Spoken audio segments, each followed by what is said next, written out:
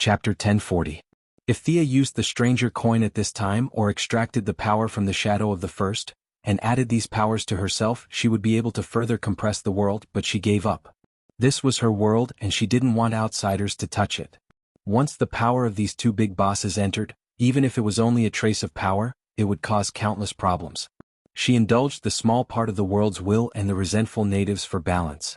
No matter what trouble they caused, it was a controllable factor, and the two big bosses were basically uncontrollable. This was like the introduction of venture capital in the development stage of a company. It was best to avoid it. There were too many cases of turtle doves occupying a magpie's nest. If she chose face before, then she chose substance at this time. That's it. Wiping the sweat from her forehead, Thea said to herself. From a newbie to today, her achievements were enough to be proud of. She knew when to stop, and she knew that she could only do great things with her ability. With a light flick of her finger, a trace of the world's will was separated and thrown into the wall of origin. The wall of origin connected all universes, parallel universes, independent universes, and all fantasy universes. She wouldn't deliberately go to Wanian to calculate the frequency of the universe's oscillation, and then forcibly build an Earth 53? There was no need at all. Thea's universe was definitely an independent universe, but the rules, building framework, and so on were all established on the basis of the existing DC world. Her universe was naturally one of them, and it was normal to report on the wall of origin.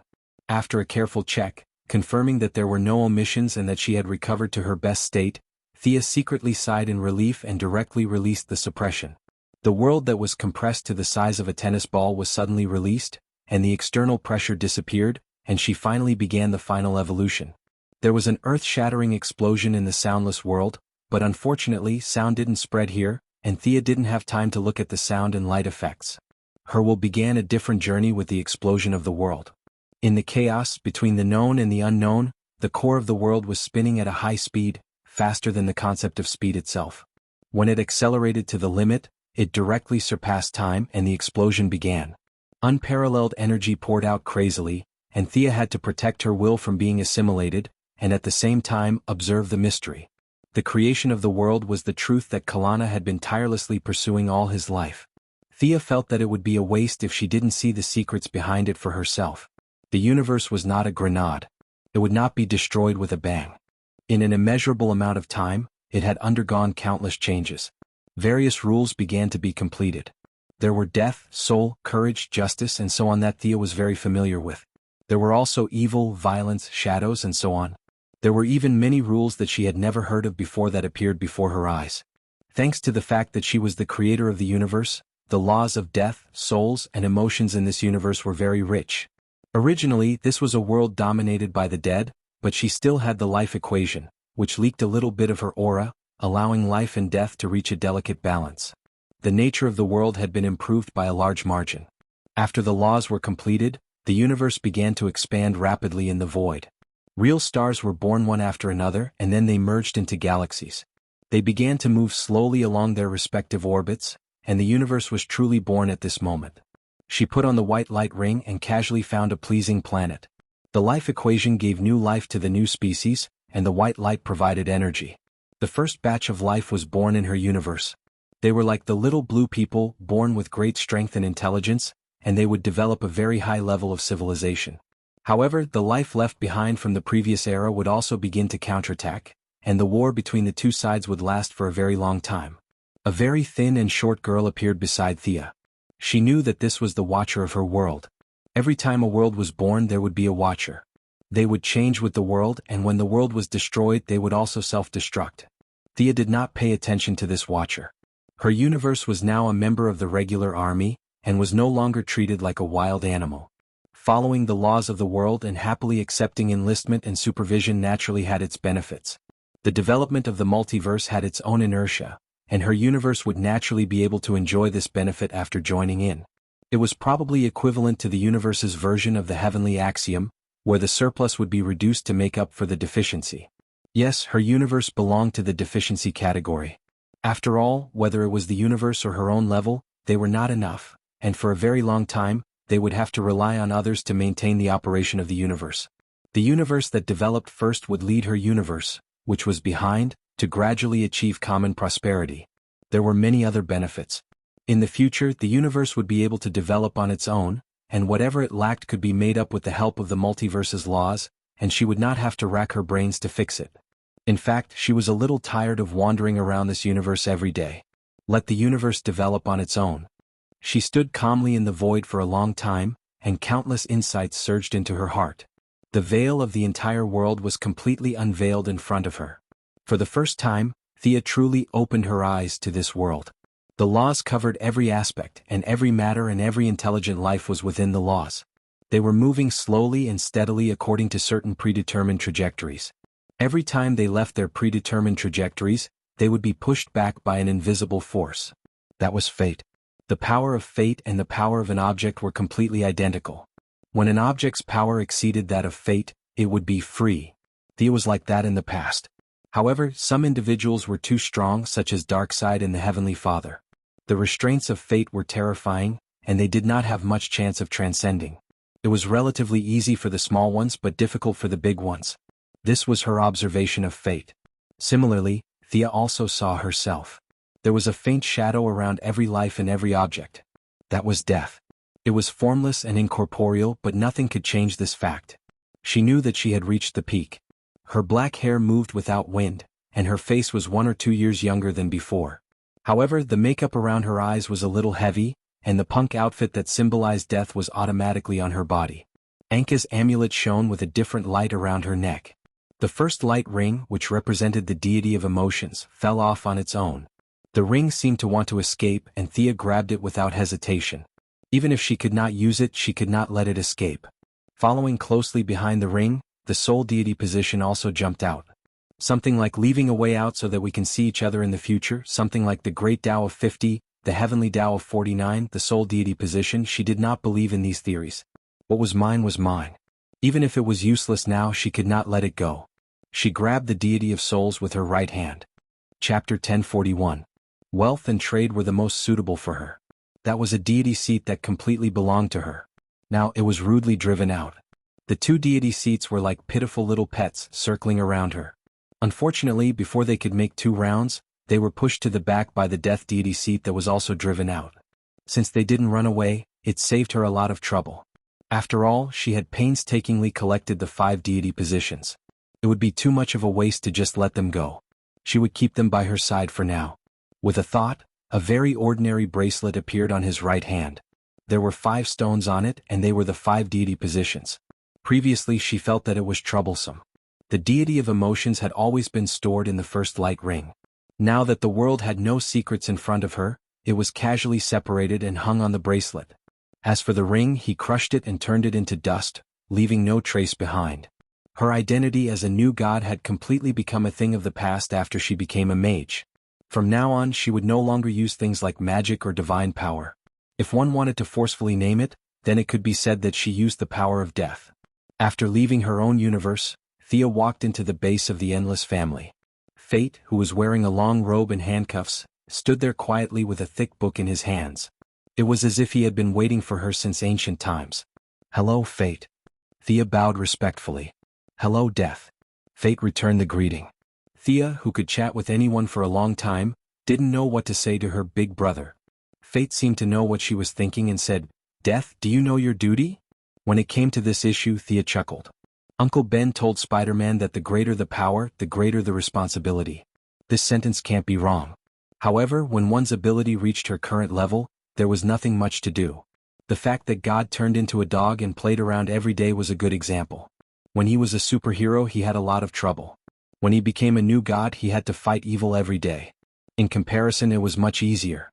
At the level of the Endless Family, they were completely free. Nothing would happen. Fate's big brother was known to rule by doing nothing. Those who were in Fate, he would ignore them. Those who were not in Fate, congratulations.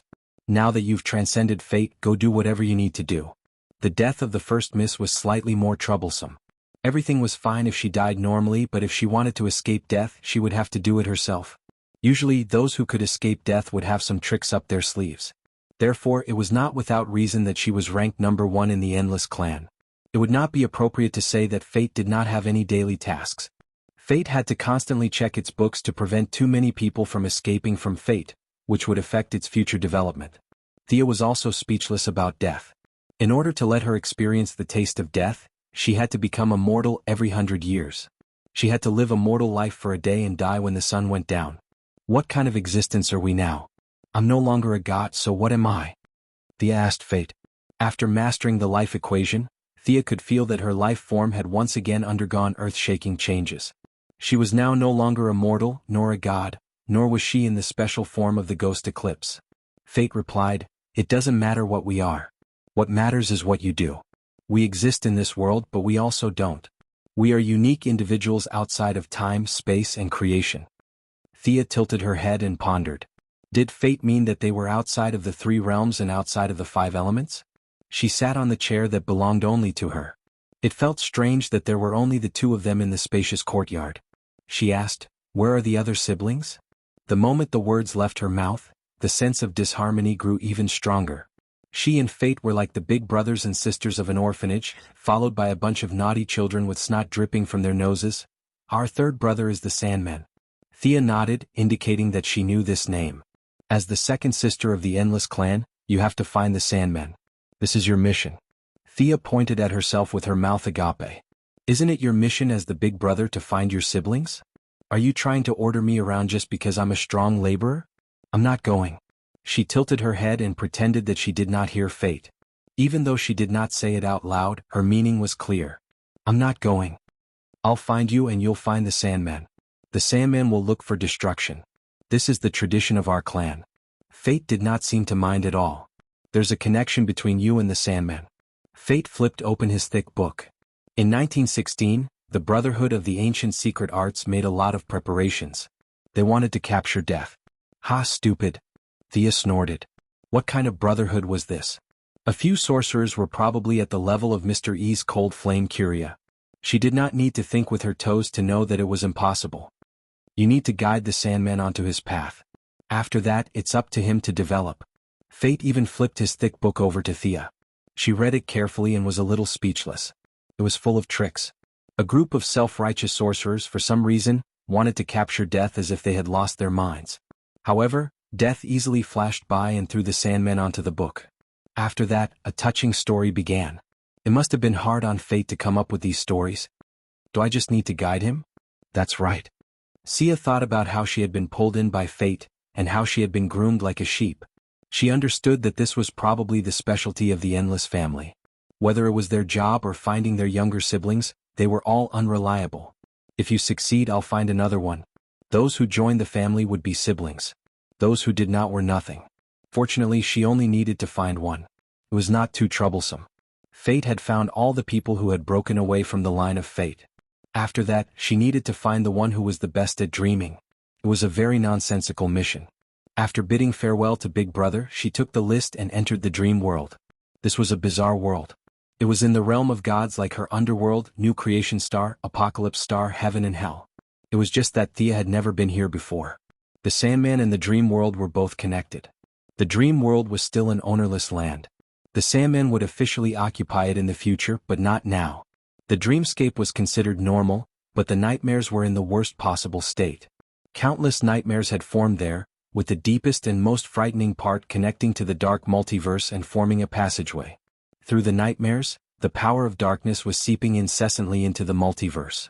Fate had found the right person to be in charge of this. Following the path of fate, she identified the level of daydreaming of these people who had broken away from fate.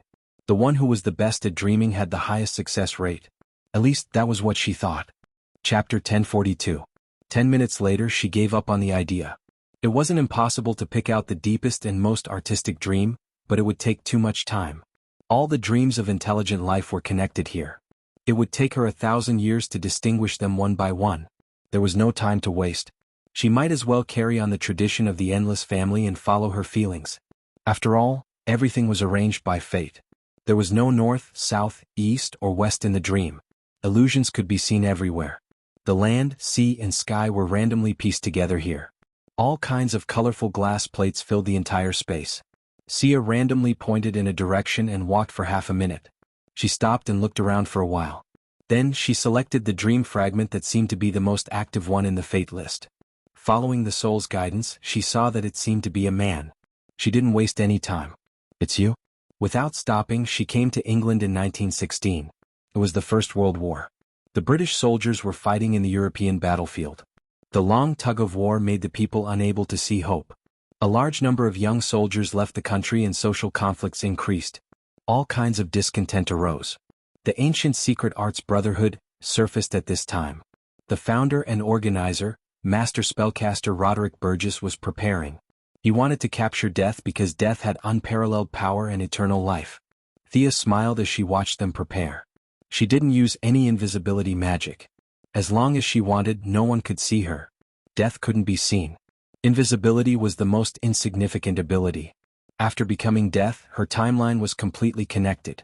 She was the daughter of Malcolm and Moira. At the same time, she saw the beginning of creation and the birth of the universe. She was independent of time, space, and creation. Just like how the universe's life and emotions could become the power of the Phoenix, if the entire DC world was considered as a whole, it also had its own timeline. Thea was currently on this timeline. This was also why this group of second-rate British mages knew of her existence. In this world's timeline, ancient books recorded her countless past. After all, she had to die once every 100 years, so there would be some records left behind. Thea calmly looked at the group of people who were busy. They were full of enthusiasm, as if invincible power and eternal life were at their fingertips. The busy group of people did not know that their captured target was right beside them. Some were drawing magic circles and some were reciting prayers. Yes, this group of people was very talented. They thought that by saying a few nice words they would be able to trick death over. Then they smashed their cups as a signal and swarmed forward to catch death. After watching for half a minute, Thea understood their plan. She wanted to kill these arrogant bastards, but she had a mission to do, so she could only patiently watch their clumsy performance. The 13 mages were busy for the whole afternoon. After the sun had set, they finally began to pray. Needless to say, this prayer was somewhat effective. She didn't rely on her ears to hear it. Thea heard it on a certain level of her consciousness. In order to make them work harder, she gave a simple response. Just like the night of the soul, the candles that the mages had lit were all blown out by her. The group of people was overjoyed. Then they began the blood sacrifice. After a while, Thea saw that the time was almost right. Her left index finger tapped lightly, and the soul imprint that was suspected to be a candidate for the Sandmen was placed in the center of the magic circle. There's a response. That's great. A few of them were happily waiting for the pie to fall from the sky. Thea was also sitting on the side waiting for the summons. The Sandman was called over, and she briefly told him about the things to take note of and fulfill her family responsibility. After that, she could go home and rest. Working so hard to create the world was still very tiring. Now she just wanted to find a big bed and have a good sleep. However, things were far from that simple. Poof! Halfway through the summoning spell, a cloud of blood mist exploded from the inside out.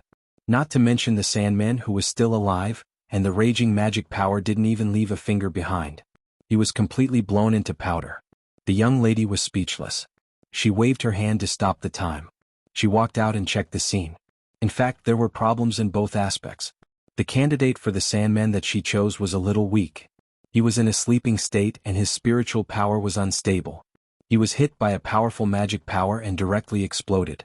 On the other hand, the summoning circle of these people was a little overbearing. Although they couldn't even summon a strand of Thea's hair, it was already a powerful magic circle to deal with the Sandman at this time. What should she do? Thea sighed. She knew that this mission was not so simple. It was not difficult to guess that when fate chose her, it was probably not smooth sailing. She could control what was within fate, but outside of fate she could only try her luck. This was the only thing that could happen to her, but for Big Brother Fate she probably didn't know how many candidates she was. The difference between her and them was that she had reached the end, but they didn't. The first candidate selection failed. She waved her hand to reset the timeline, and went to the dream again to search. It didn't take long. This time she chose a guy who seemed to have a tough personality, and returned to 1916 again. The group of sorcerers repeated the process in front of her, as if they were putting on a show. It turned out that having a tough personality had nothing to do with magic. Another cloud of blood mist. Thea felt a toothache and her heart was full of helplessness. She restarted the timeline again, and then repeated the whole process over and over again like a third-rate director. The candidates were in a state of joy and some were in a state of sorrow. Young people, old people, disabled people, and people with superpowers. In fact, there weren't many who had transcended fate, but there weren't few either. After the 17th failure, she began to change the direction of the selection. She returned to half a year earlier, and artificially lowered the strength of the magic circle during the design stage. But it couldn't be too weak. If it was too weak, it wouldn't be able to connect to the dream, and this show wouldn't be able to continue. After 3 adjustments, she finally came up with a plan that could barely summon, and at the same time, had the least burden on the person being summoned. However, she still failed and failed and failed. She watched as the group of sorcerers excitedly captured death. Once they started the show, they couldn't stop. At first, she was happy watching it, but after watching it 61 times in a row, anyone would get sick of it. Fortunately, before she completely lost her patience, she succeeded on the 76th or 77th try. This guy is deaf? Why is it a man? He looks a little weak. One of the sorcerers asked the leader of the Brotherhood. Chapter 1043. Thea heard this in her half-asleep state and was overjoyed. She immediately stopped the timeline. The surrounding mages were all overjoyed. Only the leader heard his subordinate's words and was overjoyed with a hint of curiosity. When time stopped, he was looking at the blurry figure in the middle of the blood-red formation. This was a somewhat thin young man. He had been transferred from his home through a dream, and then crossed the distance of time and space to be summoned here. It had to be said that he was a candidate with both luck and strength. Without a word, Thea dragged the young man to the Boundless clan. She blabbered on, basically repeating what fate had told her back then. It was not that she did not love her younger siblings, but that passing the preliminaries was just the beginning. There was still a long way to go. If one of them died, she would have to choose another. If she were to express her love for her younger siblings every time, she would be too emotional. Thea noticed the confused look on the young man's face after she finished speaking. She knew that he did not listen to her. Actually, it was understandable. Anyone who was sleeping peacefully at home and then being dragged out for a walk and told that they were someone from the Boundless clan would not be able to accept such a twist. Thea had accepted it very quickly. Firstly, it was because she was very clear-headed. Secondly, it was because she knew about the Boundless clan. She had read through the Sandman's test from beginning to end. Or rather, she had studied it several times while waiting for the 77 summons. To be honest, passing the test step by step was like passing a game. It was not too difficult. It was much easier than her, who had to cross a single plank bridge with thousands of people. The test was simple, so the rewards were naturally less. In the end, the Sandman's combat power was far inferior to hers. At best, he was at the peak of the multiverse. He would never reach the level of omnipotence like her and Fate. However, this was all relative. Her starting point was much higher than this young man's. She was one of the best among the new gods. She had to deal with ruthless people like the Black Death Emperor and Darkseid. The young man in front of her was at most a little more active. He was usually kept in a mental hospital for research. He had to deal with a bunch of second-rate English sorcerers and Constantine. That's right, the Constantine that Thea knew. After that, according to the script, the Sandman, the trip to Hell, and the trip to Gotham. Thea would also appear here, but from her point of view, it was more like a cut scene. In short, there were too many things to complain about in Fate's script. Many things could not be avoided from Thea. She had a lot of lines in this movie. Compared to her solo role in Fate's movie, she was definitely an important character in Sandman's movie. "Do you understand what I'm saying?" she asked. The young man looked at her in surprise. "All right, I'll take it that you understand." Thea snapped her fingers and sent him back to the summoning circle. He had plenty of time to think about this. According to the script, he would be studied by the sorcerers for the next 70 years. This was enough time for him to accept reality. She left the Sandman reserved to ponder. If this guy could reach the end, then it would be good. If not, then she would choose another one. She changed back into her clothes, activated a teleportation spell, and went home. She did not return to Earth directly. Instead, she went to the Wall of Origin. As the pinnacle of the world, she could finally take a look at the world without worry. She walked around the perimeter of the wall, looking at the many powerful figures stuck to the wall. After flying for a long time, she finally found her target. Yuka Khan, the fierce new god, was also stuck to the wall. In his era, even Darkseid did not dare to look at his back. Now he was like a sculpture quietly hanging on the wall. His life force was fused with the wall, and the latecomers would only see his ferocious face and a small part of his body. He was indeed powerful. Thea could not help but sigh. This guy had actually crossed the threshold of the multiverse, but he was not omnipotent. In fantasy terms, he was half omnipotent. Fire, earth, time, space, and magic. Yes, this guy had a divine seat of magic. Thea had been thinking about this divine seat for a long time, but unfortunately she could not find any clues. Now the truth was out. This guy was the one who had hung it on the wall. On the wall and inside the wall were two different concepts. For the entire world, the concept of magic had mostly disappeared. This was also the main reason why the amount of magic in the universe had greatly decreased, and the main reason why the magic of intelligent life had regressed. The divine seats were in conflict with each other, and Yucca Khan did not care about his own balance. He wanted to be invincible. As long as the divine seat was strong enough and could provide him with power, he wanted it. The divine seat drove him crazy, and in the end he was stuck to the wall. Thea could only sigh. This guy was the end of the new god. Put him down. There was no need for the two of them to fight. She would leave him for future generations to see. She resolved her doubts and stepped out to return to Earth. Earth was still the same. It was always noisy. The bad guys were defeated, the heroes were schemed against and eventually killed. The citizens went about their daily lives as usual. The lively social organizations were still selling detergent, and the counselors were still saying things that they did not believe. Everything was so contradictory, so natural. Although there were a lot of problems that could not be solved, this place made Thea feel very warm. This was her home. Diana was still sorting out the internal problems of the new planet. Her mother and brother were also busy with their own things. Thea walked and walked to Gotham. She ignored the mechanism at the door and walked into the Batcave easily. Batman was now working as a blacksmith, a job with a lot of prospects. He made a metal frame that looked like torture to Thea.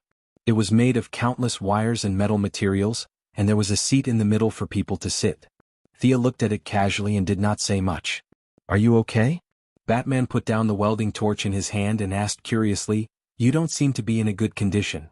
Thea was a little curious. "Is it that obvious? Even you can tell? You look very relaxed, unlike before when you were always worried." Batman analyzed on his own. Thea did not explain. Her strength had finally reached its peak, and no one could threaten her anymore. She did feel relaxed, but there was no need to tell Batman these things. "It's a little lonely here." After a moment of silence, she said. The old butler was sick. Even the most elite agent in England could not resist the aging of the body. Even with the best medical conditions, the old butler did not have long to live. Damian and Raven went to the Teen Titans together. Barbara and Nightwing also had their own paths. They both left the Batcave. Chapter 1044. In the end, Batman did not accept Catwoman's love, and the two of them walked on different paths. Now, the huge Batcave was extremely gloomy, and he could only do his own things here alone. "Aren't you going to train a few more assistants?" "No, I'm already old." Thea was speechless. In her opinion, Batman could still live for a long time, but the specifics were not easy to explain. If an opportunity presented itself to you, would you be willing to become a god? She had wanted to ask this question since the first day she met Batman, but she was afraid that it would affect the future, so she did not ask. "Gods? Those guys who attacked Yura? Not interested." Thea waved her hand. "Don't be so hasty to refuse. Gods can know the answer to all the questions in the world. Haven't you been doing this for so many years? Even if you don't know it at the time, you'll have time to verify it later. If you can become a god, then the world can change according to your wishes. How about it? Are you tempted?" Batman thought about it seriously. "Won't it affect my personality? Look at me and Diana. Do we look like we'll be affected?" This time, Batman thought for a longer time. "My will is not as strong as yours." Thea almost laughed out loud. Batman actually admitted that his will was not strong. This sentence should be recorded. "Bruce, you're a good person, but you're too paranoid. That's a god, not a brainwashing machine. You're still you. Remember my words. Soon, when the choice is placed in front of you, you must be calm, but you must also have some initiative. I've always wanted to say that you're not ordinary." Thea took out a bottle of beer from the space ring and gestured to him. Batman said that he did not drink. Thea did not think that such a self-disciplined person would make an exception for her. She took a sip. "Do you need me to prepare any ceremony? Kneel on one knee? Do I have to change into a formal attire?" He laughed at himself, but his facial expression was too stiff and looked very ugly. Thea stood up and patted him on the shoulder. "Time is running out. When that moment comes, not only you but also a few other people will have to make a choice. From my personal point of view, of course, I hope that you, my old friends, can seize this opportunity. If you insist on your duties and are unwilling to take this step, I have no objections." Batman sensed that something was wrong. "Well, what's your plan?" "I don't have a plan. I'm not the main character in this. You guys are. I'll help you set up the stage. After that, it's up to you to decide. Be prepared, the wheel of fate is coming." Thea's words came out of nowhere, and Batman frowned. Who are you going to deal with? Darkseid? It's related to him. Speaking of which, did you guess or analyze it? Thea wasn't prepared to ask for an answer, and neither was Batman. There's about a month left. I'll look for you then. With that, she left Gotham. Batman's life was unfortunate. He should have had a better ending. He shouldn't have died in bed, and he shouldn't have carried the burden of the dark multiverse and gradually lost himself in the darkness. That wasn't fair. The strongest mortal sounded powerful, but it was actually a tragedy. She couldn't do it in the past, but she could now.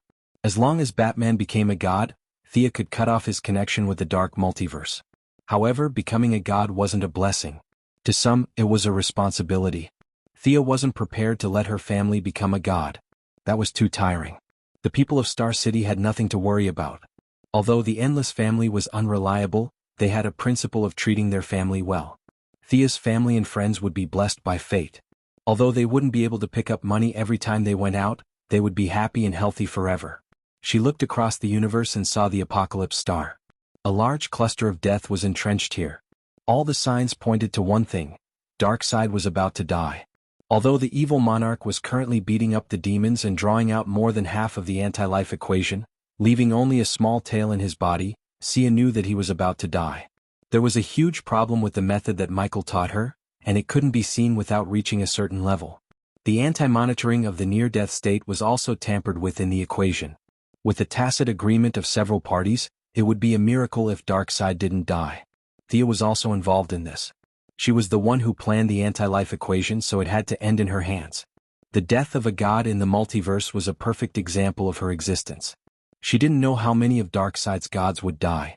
This level of death would destroy the entire multiverse.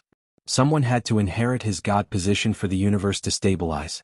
Batman, Superman, Fiora, and Death Knell were all candidates she could consider. While she was sitting on the grass, thinking, the female adjutant came over. You called for me? Wait a moment. There are two more guests. Not long after, Superman and Supergirl flew over. Thea then told them her purpose. She pointed at Fiora and said, I once owed Fiora a promise. Back then I was weak.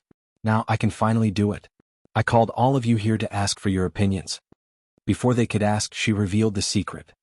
I want to restore Krypton. 3 gasps were heard. Really? Can you really restore Krypton?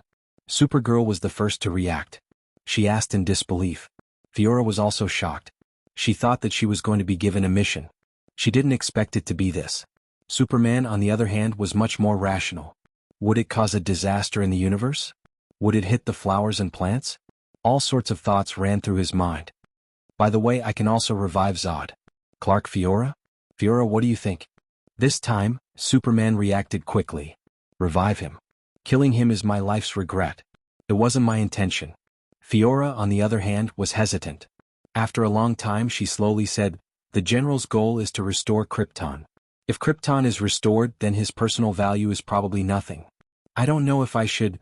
Supergirl patted her shoulder to comfort her. Thea raised 2 fingers. Zod's matter isn't urgent. You can think about it slowly. I'll give you 2 choices. One is to send you back to the time before Krypton exploded.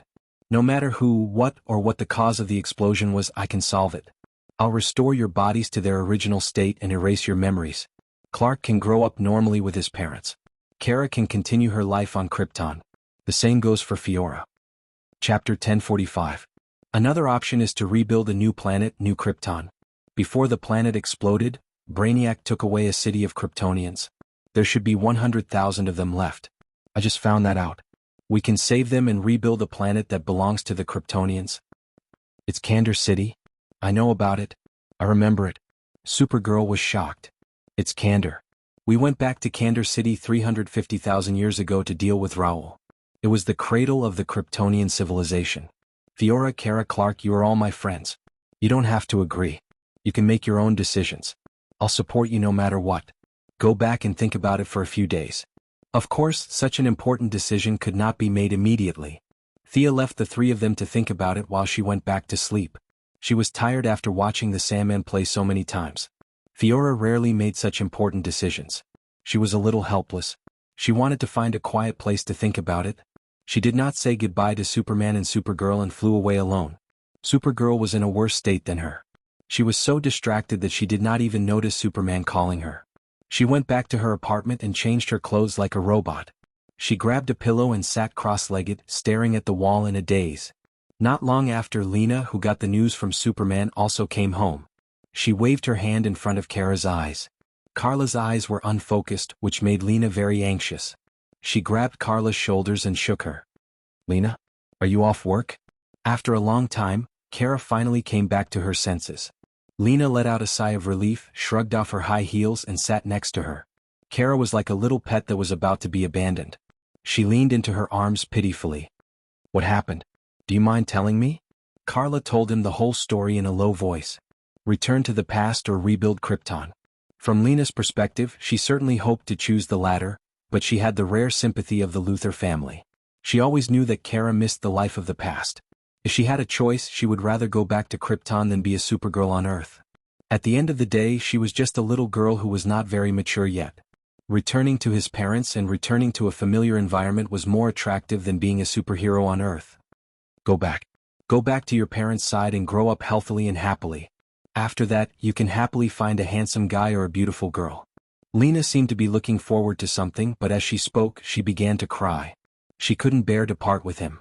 The two of them had broken through the eyes of the world and overcome the obstacles of their families. It really wasn't easy for them to reach this point. Now that things had just settled down, Thea was causing trouble. Lena was full of resentment towards Thea. "I don't want to leave you.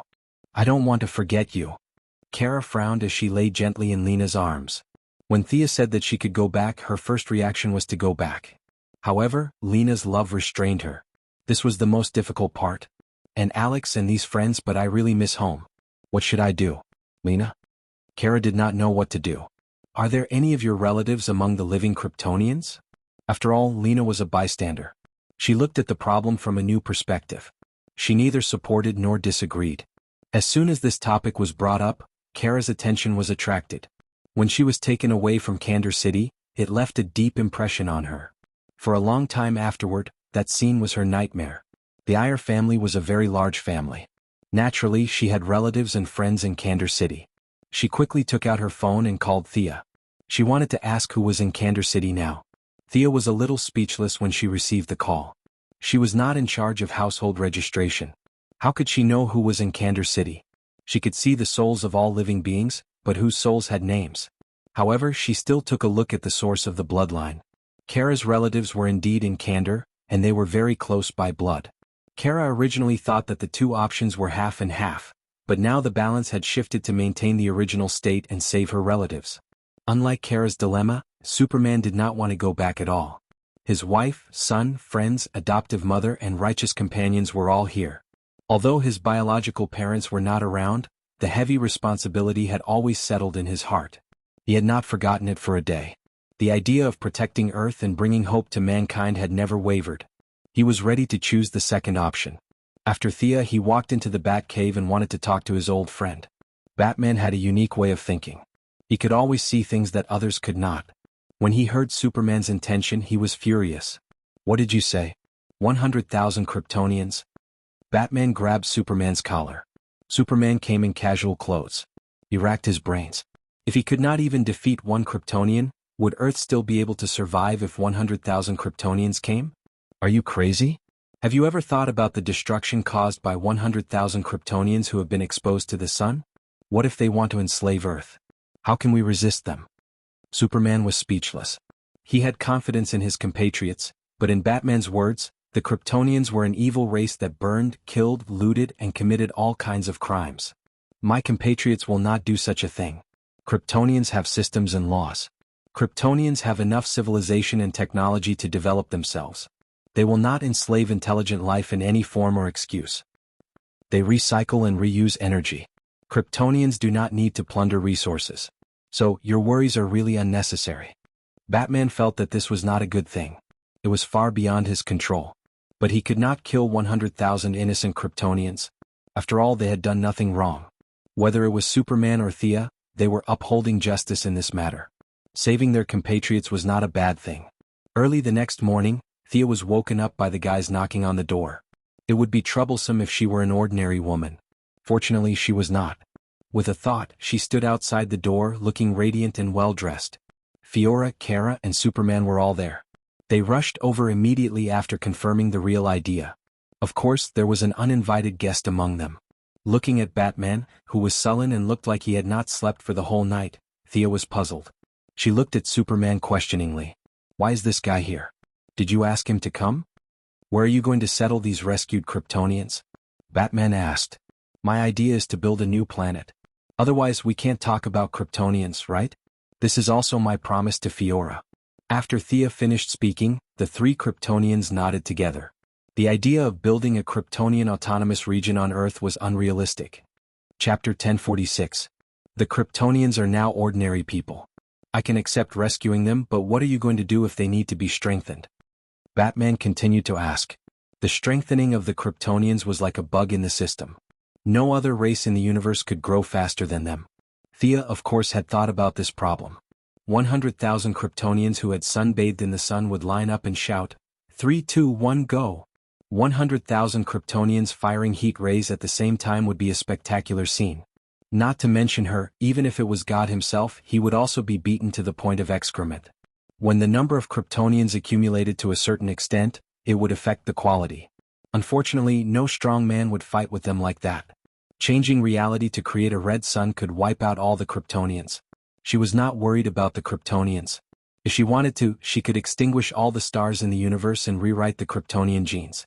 But she still explained, the Kryptonians are not bad people. Do you admit that?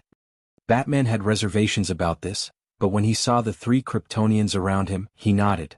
You don't have to worry about the 100,000 Kryptonians. Not all of them are warriors. There are scholars, artists, teachers, and people from all walks of life. In fact, there are less than 1,000 warriors in 100,000 people. And, she considered her words and finally decided to tell the truth. When Brainiac invaded Kandor, more than half of the warriors in the city were sacrificed. So I estimate that the number is far less than 1,000. Superman was thinking about the sacrifice of his compatriots. Fiora had been exiled with Zod at that time and did not see the actual scene. But Supergirl was different. She was one of the witnesses. If the trapped Kryptonians were not counted, she was the only witness. The memory of that day was still vivid in her mind. Brainiac was like a super demon who captured an entire city. She was a little sad, but more than that, she was scared. At that time, Brainiac controlled a huge mechanical body to enter the orbit of Krypton. With a wave of his hand, he defeated all resistance forces and finally took over Kandor City, the cradle of the Kryptonian civilization. But it was because of this demon that Kandor City and 100,000 Kryptonians escaped the disaster. Supergirl was not sure if it was a good thing or a bad thing. Not everyone wants to fly. Most people just want to live their own lives. They should not be kept in a small bottle. Supergirl nodded vigorously. She was the one who wanted to live a peaceful life. Well, I send my blessings to the future of the Kryptonians. But what are you going to do with the hundreds of soldiers? What if one of them wants to conquer Earth? Batman felt that the number of suspected enemies had been reduced from 100,000 to a few hundred, but he was still worried, very worried. He always felt that Thea was playing with fire. Fiora sneered, but she didn't say anything because she knew that someone would jump out to refute. As expected, Supergirl looked at Batman angrily. There's no such person on Krypton. We never conquer other planets. We only help them. Earth doesn't need your help. Batman refused to budge. Superman hurriedly pulled his cousin and best friend away. He was afraid that Supergirl would beat up Batman, but he was also afraid that Batman would give Supergirl a Krypton. Thea watched from the side with a wicked sense of humor. Seeing that the dispute had subsided, she continued, You all know about the Green Lantern Corps, right? They have some internal disputes now, and their numbers have decreased sharply after several disasters. So you're going to let the Kryptonians help maintain peace in the universe? That's a good idea. Superman was overjoyed. Thea then poured cold water on him. You can't do it for the entire universe. After all, you rely too much on the stars, and the stars in the universe are not completely suitable. When Joe sent you to Earth, it was the result of a series of complicated calculations. Not all stars can provide energy. Some stars are in decline and some are not completely compatible with your genes. There are also many red stars, so the Kryptonians can only be used as a supplement for the Green Lantern Corps. My idea is for two teams to supervise and promote each other to maintain peace in the universe. Thea's words were very much in line with the mainstream values here.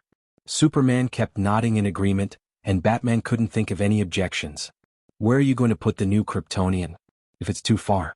Supergirl was still thinking about her family.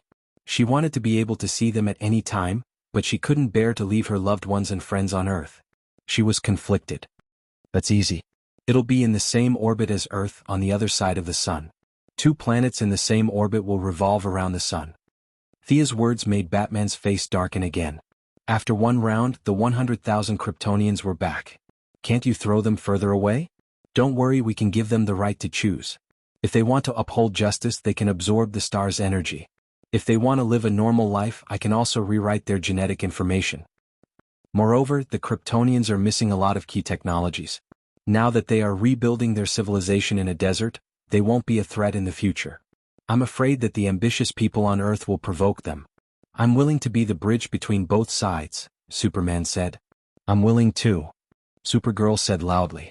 Well, it seems that all of you are going to choose the second option, right?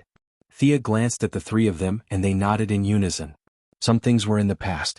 If they were to erase their memories and go back, would they still be themselves? Without exception, all 3 of them chose to go on with their lives. It's a long journey. Everyone get ready for battle. There's an 80% chance that Brainiac won't surrender, so I need you to fight. Thea was not going to participate in the battle. It was actually quite enjoyable to watch others fight and kill. The 3 Kryptonians felt that it was reasonable. After all, it was their business. Batman nodded calmly and was ready to go with them. Seeing that he was determined to follow the 3 Kryptonians to gain experience, Thea didn't stop him. Let him go if he wanted to. In the blink of an eye, they arrived at a technologically advanced building. There were countless wires and machinery around them, and the ceiling was more than 10 meters above the ground. The spacious space was abnormally quiet, and there was no other sound other than their breathing. A deathly stillness filled the hearts of these people. The lady broke the silence as if nothing had happened. She pointed to the left and said, "This way." She walked forward casually and they followed behind her. Fiora looked around and said, "There's lead here. It's obstructing my observation." There's not only lead but also a lot of technological equipment. The one above our heads seems to be a positioning warning system. The weird equipment in front seems to be observing us, and Batman quickly found several suspicious points. What she meant was that they had been discovered. Chapter 1047. Don't get too worked up. Pay attention to your strength. We're inside Brainiac's spaceship, or rather inside his body. If you use too much force and break the glass cover, it'll be troublesome to repair it. Thea sat casually on the side.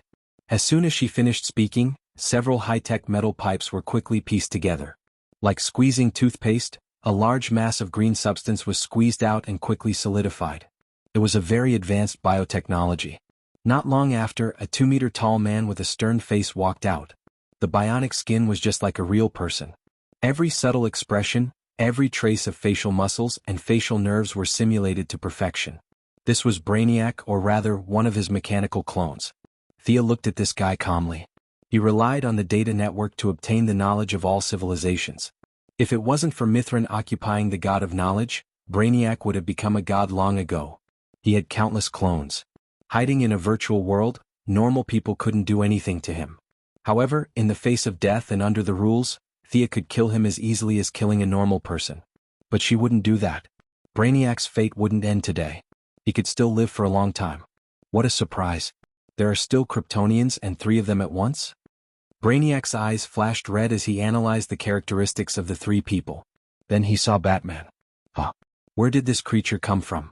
Inferior genetic makeup, crude protective suit, intelligence seems to be okay. How did the 4 of you get in here? Brainiac scanned Batman from the inside out 3 times, but he couldn't find anything wrong with him. They looked at Thea. He can't see me. To him I don't exist. Good luck. Thea clenched her fist and cheered them on. Hand over Candor City and we'll leave immediately. Superman was a gentleman. He stood in front of the 2 ladies. Candor City? Are you referring to the treasure I got from Krypton 38 years ago? You demon. Kara was furious, but Superman stopped him. I like to collect unique things, learn their knowledge, and appreciate their culture. This makes me feel like I'm not just a pile of cold data. I like Candor City very much. I used to think that it was unique, but now it's a pity. What do you want? According to my 35th principle, when a race is no longer unique, Brainiac must eliminate the superfluous. Seeing that the battle was about to start, Batman looked back at Thea. Aren't you going to help? You should be able to handle him, right? Of course, but my power is too great. If we fight here, half of the universe will be destroyed, Thea said pretentiously. It was very difficult for an elephant to step on an ant and avoid other ants. Of course, she could do it when she could use her power freely. However, she had just died and her power was a little weak. She did not have enough control over it. Now she could easily break through 3 or 4 universes with a casual strike. Don't worry, I'll deal with him. Fiora flung off his cloak and rushed out. A punch that could shatter a mountain was aimed at Brainiac's head. She did not care even if it was a real person, let alone a robot. Brainiac looked at her without feeling anything. His muscles expanded rapidly, and he turned from an ordinary man into a muscular man in less than half a second. He easily received Fiora's punch and kicked her in the stomach. Under the huge force, Fiora was kicked dozens of meters away like a cannonball. She smashed into the wall and slid down slowly. She wiped the blood from the corner of her mouth. Before she could do anything else, Brainiac started his counterattack. Several mechanical tentacles reached out from the wall and evilly tied Fiora to the wall. On the other side, Brainiac started to charge like a wild beast. Supergirl tried to stop him, but he easily dodged her and gave her a hard kick in the back. He and Fiora were connected by the same fate. They went in different directions and were also tied to the wall. A specimen like Calafiora was not worth his time. From the moment they met, Brainiac's target was Superman. This was a Kryptonian model that he had never seen before, so he was very interested. Superman and Batman, the old partners, once again fought side by side. The two had a tacit understanding. After a few quick cover-ups and feints, Superman faced Brainiac while Batman went to save Fiora. They did not need to talk or make eye contact. They quickly divided the work. Batman looked at the position of the two girls and ran to Fiora first. This was not because Supergirl scolded him, but because Fiora was smarter. While Supergirl was still foolishly fighting the tentacles, Fiora had already put on the yellow light ring and conjured a bunch of tools to help her escape. As a non-staff member, Batman and Fiora were somewhat close. He placed a small device on the cut section of the tentacle, and the tentacle automatically healed. Batman stood in place and operated the device on his wrist. In less than 10 seconds, Brainiac sensed that something was wrong. He looked at Batman and asked, "What did you upload to my database?" Boom. Before he could get an answer, Superman punched him in the face. At the same time, Fiora and Supergirl were also freed. If the 3 prepared Kryptonians could not beat Brainiac, they would not be able to do anything. It was like a demolition site. The few of them fought in the spaceship until the ground shook. Luckily, Brainiac's technology was advanced and the spaceship was sturdy enough. An ordinary spaceship would have been destroyed long ago. "You demon." Superman punched a big hole in Brainiac's chest. Supergirl behind him flew up, grabbed Brainiac's head and pulled it up forcefully. Amidst the ear-piercing crash, all kinds of unknown parts fell to the ground. Half of the metallic spine was pulled out. The countless wires were more intricate and complex than human nerves. Brainiac's head could turn at will. Even though he was only left with his head, he still looked at Supergirl. Supergirl's eyes were red, and her heart was boiling with murderous intent. No one present could better understand the harm Brainiac had done to the Kryptonians. She only hated herself for not being able to save her own people. "Kryptonian woman, you can't kill me. Although I don't know how you came in, do you think you can defeat me in my body?" Brainiac's face was full of mockery. Supergirl exerted force with both hands trying to crush his head. "Resurrection? Then I'll crush it again." Chapter 1048. Calm down. Thea's words were like a bucket of cold water poured directly on her head. Her rationality, which was about to go out of control, returned. Brainiac could not see Thea. He was puzzled. What was wrong with this Kryptonian woman? Why was she not angry all of a sudden? However, the female Kryptonian's next sentence shocked him. "Sister Thea, what should we do with this guy?" At first, he thought that Supergirl was using some kind of remote communication device to speak. Brainiac checked 3 times and tried 39 advanced civilization scanning systems, but he could not find any wavelength that could provide the basic conditions for communication. There was another person here? There were not 4 of them but 5 of them? Brainiac was a little confused. He used more detection methods, including the head, the entire spaceship, and the distant depths of the universe. He repeatedly checked countless times, but there was no one here. There was no invisible person, as he thought. Thea could not be bothered with him.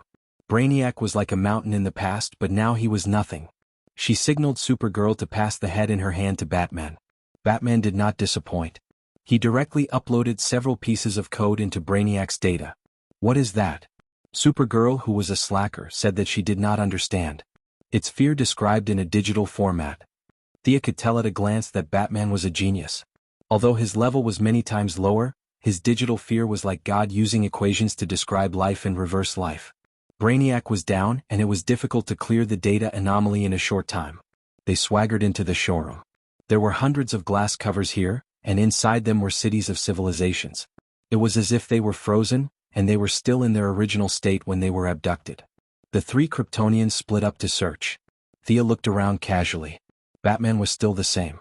He was using some unknown black technology to download all kinds of data from Brainiac. That guy lives in the data. Don't bring him back to Earth. I know. Their short conversation was interrupted by Kara. I found it. Kandor City. Thea and Batman hurried over. Looking at the miniature version of Kando, they felt a little emotional.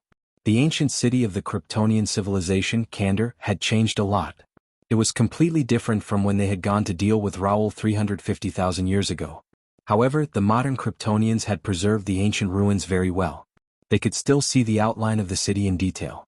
The wasteland had been replaced by technology, and the primitive tribe had become a beautiful city that radiated the brilliance of civilization. Fiora and Kara began to use their supervision to search for acquaintances. Superman watched from the side, looking at the traces of his civilization and his own people. It's Sarah. Sarah Yawa. She's my best friend in school. Oh my God, she and her mother are both here. Although Fiora also saw many familiar faces such as subordinates, colleagues and friends, she was very calm and did not make a fuss like Kara. The four of them listened to Kara's occasional exclamations. They could all understand this behavior. Kara needed an outlet. Oh my God. Raoul bless us. Kara suddenly covered his mouth as tears streamed down his cheeks. Thea asked Fiora with her eyes. Who did she see? Fiora carefully identified and compared it with her memory. Oh, this seems to be the Iyer family, Zoire. She then whispered, it's Kara's father. Although her voice was very low, everyone present could hear her. Superman did not expect to meet a direct relative. This was his uncle. Thea looked at the time and had to interrupt them. Let's go. We will restore it together when we get back. Your family will have time to catch up. Superman was ready to put down the surrounding glass covers. What if they are an evil civilization? Where will they be placed? Is it also in the solar system? Only Batman could be the villain. Milady was too lazy to save outsiders. This time she came to save the Kryptonians because of her promise to Fiora. The other aliens had nothing to do with her. After saving them, there would be a lot of trouble such as where to eat, where to live, whether the environment was suitable, civilization, technology, climate, and so on. It would be better to leave them here in Brainiac to cultivate. Out of sight, out of mind. In order to prevent trouble, when Superman and the others were fighting Brainiac, she did something. A few cities that looked like a gentle civilization were hidden. The rest were either dead cities or a group of vicious villains. In the end, Superman was convinced and they brought Kandor City back to the solar system. Batman had the yellow light ring, and the rest of the Kryptonians could survive in the universe. They wanted to watch Thea and see how she would create a new planet. With the experience of creation as a foundation and the support of powerful strength, Thea looked at the Earth's orbit. According to the agreement, the Sun was the boundary, and the two sides were opposite. Because of the Sun, the new planet could not be observed with the naked eye. As for those who had the means to observe, they were left to Superman. There was some black technology left by Jor-El in the Fortress of Solitude. In Thea's view, it seemed to be some kind of electromagnetic interference device. As long as it was installed somewhere in the new Kryptonian, any means of detection would be ineffective, and the new Kryptonian would be able to develop without interference for a long time. The four elements of earth, fire, water, and wind were gathered together, and a planet suddenly emerged. Batman's eyes were a little blank. This was completely different from the evolution of the planets in his mind. What happened to the matter fragments and the gravitational force? Don't mind the details. Sia was too lazy to explain the principle behind it. It could only be understood but not explained in words. In short, she could skip the birth process of those planets and directly modify reality to create a new planet. And to ensure that the future Kryptonians would not be acclimatized, she used the original Kryptonian model. The gravity, oxygen content, and ecological environment were similar to the previous Kryptonian. The few of them landed on the ground and Supergirl was very anxious. Thea temporarily stopped her. Some necessary precautions had to be taken.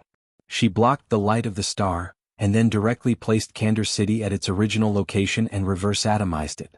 A vast city rose from the ground, completely sealed off from the outside world. Even the technologically advanced buildings remained in their original state.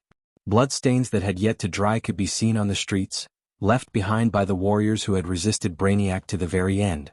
Pedestrians were lying on the ground in twos and threes, unconscious from the impact of the energy. They did not expect to sleep for 38 years. Supergirl ran to a middle-aged man who was her father. She wanted to wake him up, but she was afraid that it would cause other problems, so she could only look at Thea for help. Chapter 1049.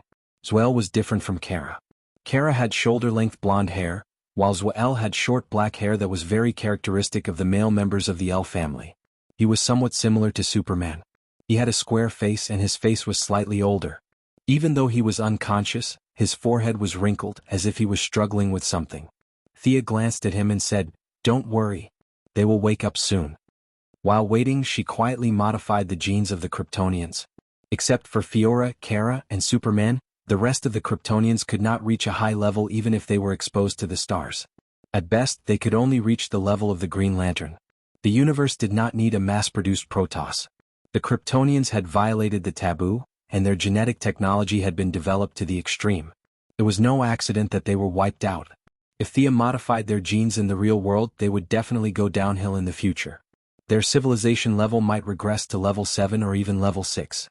But it was better than being wiped out by unknown powerhouses. Not long after, people woke up one after another. Kara's identification was not very successful. She was still a child when she left Krypton. Now she was a young lady. Zwael was not very sure about their relationship. Fiora's identification was much smoother. Her appearance did not change. Her subordinates, at least former subordinates, were present. A group of people slowly gathered around them and asked questions. The three Kryptonians were the main characters here. Thea and Batman walked out of the crowd and looked at them from afar. "Are you sure this will not bring disaster to Earth?" Batman asked. "That won't happen. None of them are at Clark's level. In fact, they're far inferior to him. Your worries won't happen. You have seen the technology of Kandor City. This is an ancient city of civilization, not a city of technology. With the lack of genetic technology, various knowledge gaps, and a new social environment, it will take many years for them to recover to their former level. Earthlings have already left the solar system. They will definitely come into contact with the Kryptonians in the future. They will spur and promote each other. It doesn't matter if the politicians on Earth treat the Kryptonians as an imaginary enemy. It is better to be hostile to the Kryptonians than to the Earthlings. This will reduce internal friction, which is beneficial to the development of mankind." It was rare for her to speak at length. This was not only for Batman but also for the three Kryptonians in the distance. Will there be any trouble on Earth? Superman didn't know anyone. Fiora and Kara were talking to their classmates and friends from time to time. He had nothing to do standing there, so he simply flew to the side and chatted with them. "Not in the short term. With you as the bridge, the two races will gradually coexist." Thea thought for a moment and said, "In fact, the genes of the Kryptonians and the genes of the Earthlings are very similar in many ways. Maybe they have a common ancestor." Batman nodded slightly at this question. He had studied the Kryptonian genes and found that there were many similarities between them and the Earthlings. The two might have a common origin.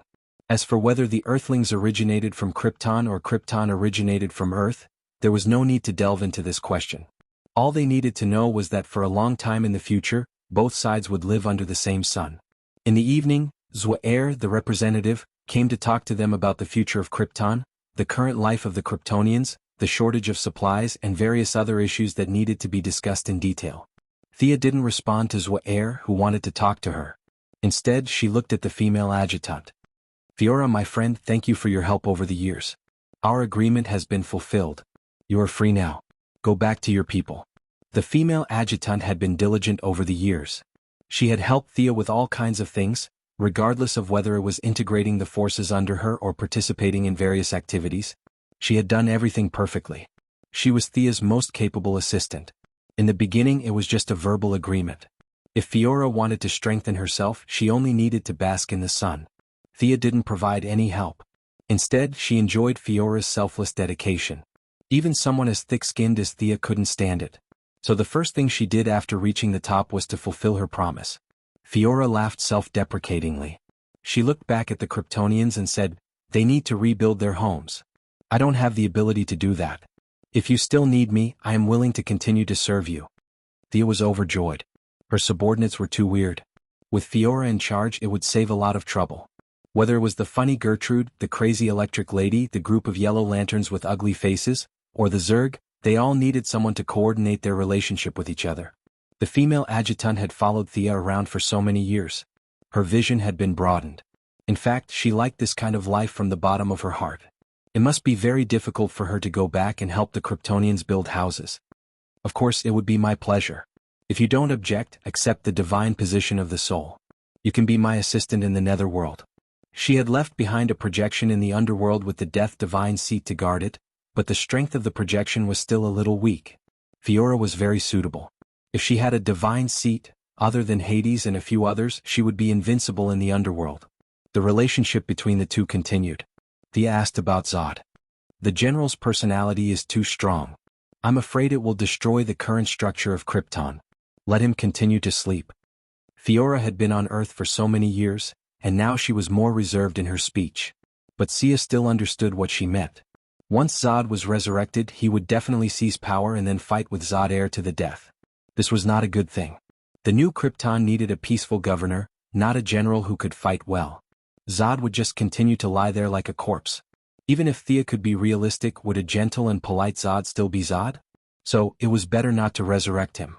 Fiora's words made Zoe, Kara, and Batman feel relieved. Except for Superman, who was a little disappointed, everyone accepted the plan calmly. Fiora gave up all her rights among the Kryptonians. Zoe was the direct descendant of the Air family and the Elder. The remaining two, Superman and Supergirl, could not compete with him for the right to speak. He would represent the Kryptonians in some negotiations. It was not until then that Thea realized this old man was also a capable person. After Brainiac captured Kandor City, he first sent their daughter away with his wife.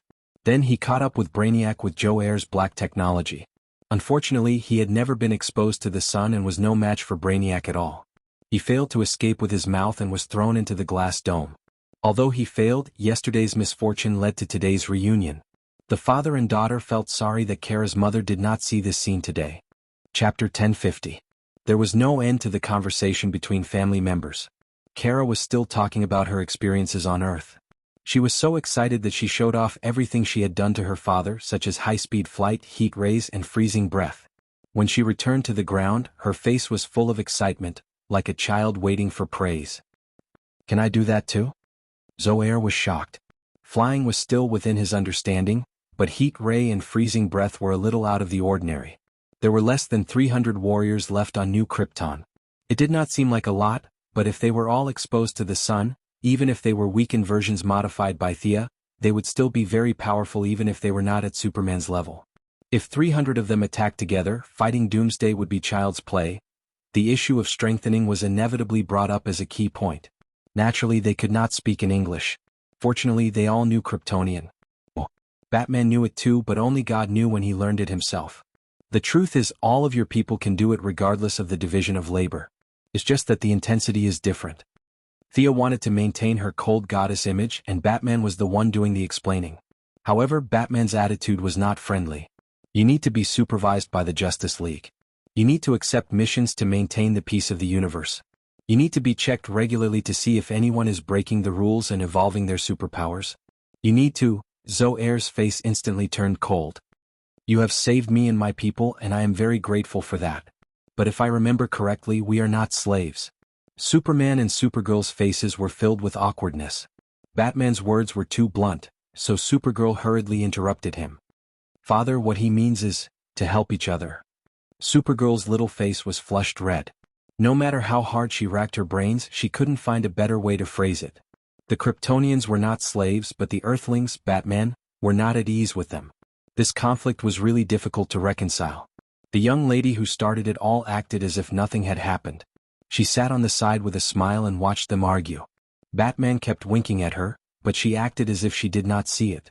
Finally, Superman could not help but ask her for a solution. How about this? I'll cast a spell and let everyone enter a dreamland. In the dreamland they will obtain extraordinary power. Let's see what they choose. Thea wasn't sure if she should cut off all the restrictions or gradually loosen them. In that case, it was imperative to simulate it. Although she wasn't the owner of the dreamscape, creating a simple virtual environment wasn't a problem. What you're doing is violating our privacy. Before Zoair could finish his sentence, he was engulfed in the virtual world. 100,000 people entered the virtual dreamscape without exception. They did not know that they were dreaming, but they were actually experiencing the subsequent developments. The choices of 100,000 people appeared before her eyes one by one. Some of them were brave, some were conceited, and naturally there were also those who relied on their strength and acted lawlessly. Batman's worries were not unfounded. In the third year of the virtual world, Zoair died mysteriously, and the moderates were expelled from the planet. The simple Kryptonians quickly changed after coming into contact with the Earthlings. They directly enslaved the entire solar system and claimed that the sun was a gift from Ra. After that, they started a bloody war. The scale of the cosmic war grew larger and larger. In the end, the enemy risked their lives to destroy the sun. The Kryptonian civilization was short-lived and returned to nothingness.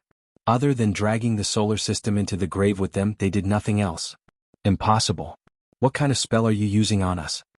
Zoair woke up with sweat all over his forehead. The two guards beside him also looked terrified. In the virtual world, one of them died tragically during a coup, and the other was assassinated by the Earthlings with kryptonite. This is the true portrayal of your hearts. Everything is your own choice. Thea crossed her fingers. She was also thinking about how to deal with this matter. It turned out that in the face of power, no race could really stand aloof from worldly affairs. Obviously, Kryptonians did not need too many resources, and the recycling technology of energy was very mature. However, their tyrannical force still allowed them to embark on the road of rapid expansion. Superman's experience could not be replicated. Thea could not find 100,000 Johnsons and 100,000 Marshes to educate the Kryptonians. Even if she could find them, this group of people were not babies. Their worldview was already formed, and it was difficult for them to accept a new concept. You're right. If the Kryptonians are left alone, it will cause a disaster, Thea said to Batman very seriously. So, I have decided, Zoair suddenly interrupted. He pointed at Thea and said, You seem to be the judge here. Everything about us is decided by you? I always thought that you have a democratic system. The young lady pursed her lips. Supergirl had been winking at her, hoping that she would not be angry with her father for her sake. Then do you have any suggestions? This has nothing to do with democracy. We saved you and then let the Kryptonians enslave Earth? Won't that make us look stupid? Thea's casual words made Zoair speechless. I was not prepared just now. This time let's do it again. Use your witchcraft again, and I will let you see the light of hope for Krypton. Zoair said quickly. Thea thought it was not impossible. She waved her right hand and said, Let's go. 100,000 people entered the virtual world again. This time they were much more restrained. Even the pro-war faction chose to retreat. The Kryptonians were very strong, but their weakness was also obvious. If they would eventually lead the race to extinction, then the battle would be meaningless. This time, the trajectory of development was fine in the beginning. However, in the later stages, the genes of the Kryptonians through inheritance became weaker and weaker, and the civilization of Earth ushered in several flourishing times. By the time the Kryptonians were strengthened, the army of Earth had already arrived at their doorstep, and the synthetic kryptonite bullets had completely wiped them out. When the human army attacked Kandor City, the Kryptonian Council was still arguing. I am dying of laughter. Thea held her stomach and laughed. Is this the light of hope you mentioned? Zoair's old face was red, but he still defended himself. Even if our democratic system is a little sluggish this time, it is Earth that invaded Krypton. That is not wrong, right? Well, I have been rude. I think you all know your development strategy. Promote each other, spur each other, and coexist is the only way out. Do not hesitate to move forward. Thea said seriously, which was rare for her. She had to admit that these guys were really troublesome. They could not be too strong nor could they be too weak. It was unrealistic to talk about a century-old national policy now. The two simulations should have given them some inspiration. In the future, the new Kryptonians would find their position. Chapter 1051. The new Krypton was not small. Although there were still 100,000 of them, it was not a large number. It would take time to restore civilization and establish a new order. Besides, Thea helped them to contact the Green Lantern Corps as a middleman. The Kryptonians would provide 150 soldiers who had been exposed to stellar radiation as an independent mercenary force to help maintain the peace of the universe. The Green Lantern Corps would provide some urgent supplies to solve the urgent needs of the 100,000 Kryptonians. Both sides took what they needed and the supplies were soon in hand. This allowed the Archons, including Zoair, to put down their worries about the future and put all their energy into the task of rebuilding their home. Are you guys staying or going back together? Thea asked them. Fiora said she wanted to go to the underworld with her. Superman and Supergirl were going to stay here to help. The fearless Batman was going to observe the Kryptonians closely. Okay, then you guys take care. Just call my name if you need anything. Theoretically, I can hear you anywhere. After that, she led Fiora back to the underworld. The female adjutant had a rich foundation, so it was not difficult for her to fuse with the origin. In less than 3 days, the new god of souls was officially born. Thea was busy for half a month. She left her projection with the god of death to oversee the underworld. With Fiora's help, everything was finally sorted out. After that, she went to the new creator planet and had a deep talk with Diana for 2 days. Thea curled up in Diana's arms, like a lazy cat, rubbing her head from side to side. Are those Kryptonians really not a threat? Of course they are. But cough cough, I have tampered with their genes. The genes of the future generations will be weaker and weaker. In the end, they will remain at the level of an ordinary alien. Let's not talk about them. Let me see if your technology has deteriorated, Thea said and pressed her lips against the Valkyrie's red lips. It was a veritable war of words. It turned out that Diana was not the kind of person who followed the rules. She had been holding back all day long. Whenever she was seduced, she would respond with passion and passion. You seem to have gotten stronger. The young mistress was beaten by Diana's sudden burst of strength, and she began to fight back fiercely. The higher one's realm was, the more tricks one would have. Why were those incapable rulers in ancient times able to do many indescribable things with many women? It was because they had too much power and no one could restrict them. The two of them were in such a situation now. The new Genesis planet had become their own territory. Who would dare to interfere with them?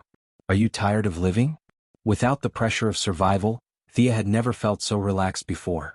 She completely let go of herself and happily accompanied Diana on the new creation planet. Occasionally she would jump back to the timeline of the world. The first Sandman candidate to enter the official round had failed as expected. She was filled with helplessness. She could only restart and repeat the entire process. The current candidate was the 14th human to enter the official round. His name was Daniel. He had a handsome appearance and a dignified bearing. There was a hint of vicissitudes in his eyes. Thea was more optimistic about him. If she was not wrong, this Daniel had memories of his past life. He was born with a higher spiritual power than ordinary people. He was also very rational, very similar to Thea in her past life. The first 3 scenes were completed perfectly. Daniel had already transcended the body of a mortal. There was an inexplicable charm in his every move. The Sandman had 3 treasures. They were the sandbag that fell into Constantine's hands, the helmet that fell into Lucifer's hands, and a ruby that was lost in Arkham. Daniel had to find these 3 treasures so that he could go further in his cultivation. The sandbag was easily passed with Thea's warning. He successfully obtained it. However, hell was not that easy to enter. Moreover, he had to get the helmet from Lucifer. If there was no outside support, the difficulty of this mission would be hell level. This was when the young mistress had to appear. Many tasks required the cooperation of hell. She was like the Guanyin Bodhisattva who secretly observed Tang Seng's journey. She rushed to hell and prepared to discuss this matter with Lucifer face to face. She walked past a giant river with flowing lava, crossed a basin with jagged rocks, and passed through countless bloody battles with demons. She was like a shadow heading straight for the deepest part of hell, the grandest palace. Her pace was neither fast nor slow. She was relaxed and at ease as if she was going to meet an old friend. The low-level demons could not see her, but a few of the top demons vaguely sensed that something was wrong. However, no matter how they searched, they could not find her. Instead, many of the demons that were sent out died. They were completely dead and no longer existed. Even the will of hell could not save these unlucky demons. Do you want to have a drink, beautiful lady? Beautiful lady? A very casual voice sounded from her left. It was a blond man wearing a round hat, a long brown windbreaker, a white shirt and a red tie. He held a cane in his hand. At first glance he looked very young. However, if one looked closely, one would see that he was imperceptibly old. This was Lucifer, the first angel to voluntarily fall into hell. Unlike those who were exiled, he voluntarily left heaven and left the mission that God gave him. Thea's gaze swept across the other party. All kinds of rules flashed past her eyes one by one. It was hard to judge who was strong and who was weak. In terms of the authority of rules, Thea's priority was higher. However, Lucifer's abilities were very comprehensive. Once they fought, it was hard to say who would win. Of course. Thea nodded slightly. As soon as she finished speaking, the surrounding scenery changed. It was filled with the smell of sulfur. The volcanic lava that filled their vision disappeared completely. It was replaced by a very tasteful restaurant. The restaurant was very high up. Looking out from the floor-to-ceiling windows, it was already late at night. The city was filled with lights and pedestrians. The nightlife had just begun. Thea was not here to challenge the restaurant, so she did not feel any hostility. She also changed into a dress, revealing her swan-like neck and her entire arm. She wore thin high heels. Lucifer acted like a gentleman very well. He pulled out a chair and invited her to sit. The atmosphere was very warm. Piano music sounded from the surroundings. It was very romantic, full of affection and full of artistic atmosphere. Thea frowned slightly. Under her interference, the melody had some subtle changes. She could hear a choir from it. The tone unknowingly went to the direction of singing hymns. Lucifer casually glanced at her. The Missy had an innocent look on her face. It seems that you don't like this environment. Let's change. Lucifer's thoughts moved. The Western restaurant completely disappeared. The surrounding environment was still late at night, but it had turned into an amusement park. The two were sitting at a very ordinary table. It was much more comfortable here. Thea did not like to eat with strangers. Not to mention she had to pretend to act with him. What role-playing, experiencing the life of a mortal. Please. She needed to be cured early. Chapter 1052. When she didn't have the ability, she would put on a smile. When she had the ability, there was no need to hold it in. Both of them fought in secret and didn't see much. She could only say that Lucifer was unfathomable. However, Thea wasn't a pushover either. I represent the Endless family to discuss something with your majesty. She went straight to the point. Although there were only 2 members in the family and she was the one with the highest combat power, it had always been her style to use the name of a tiger. It would be a waste if she didn't use it. Her meaning was clear. They were a family and they were bullying Lucifer because he was alone. The former archangel, the current king of hell, frowned. I'm not afraid of fate. I've transcended fate. You can't do anything to me even if you attack me together. That's right. You're willing to give up heaven and the fate bestowed upon you by the Supreme. This is admirable. Hence, we hope that you can cooperate with the Sandman's growth.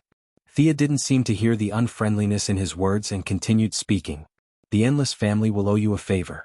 Thea used the Endless family's name in her words. After all, she didn't owe anyone anything. If she wanted to repay it in the future, she would let the Sandman do it or her family would do it personally. 2 omnipotent universal-level beings and 5 pinnacle multiverse beings.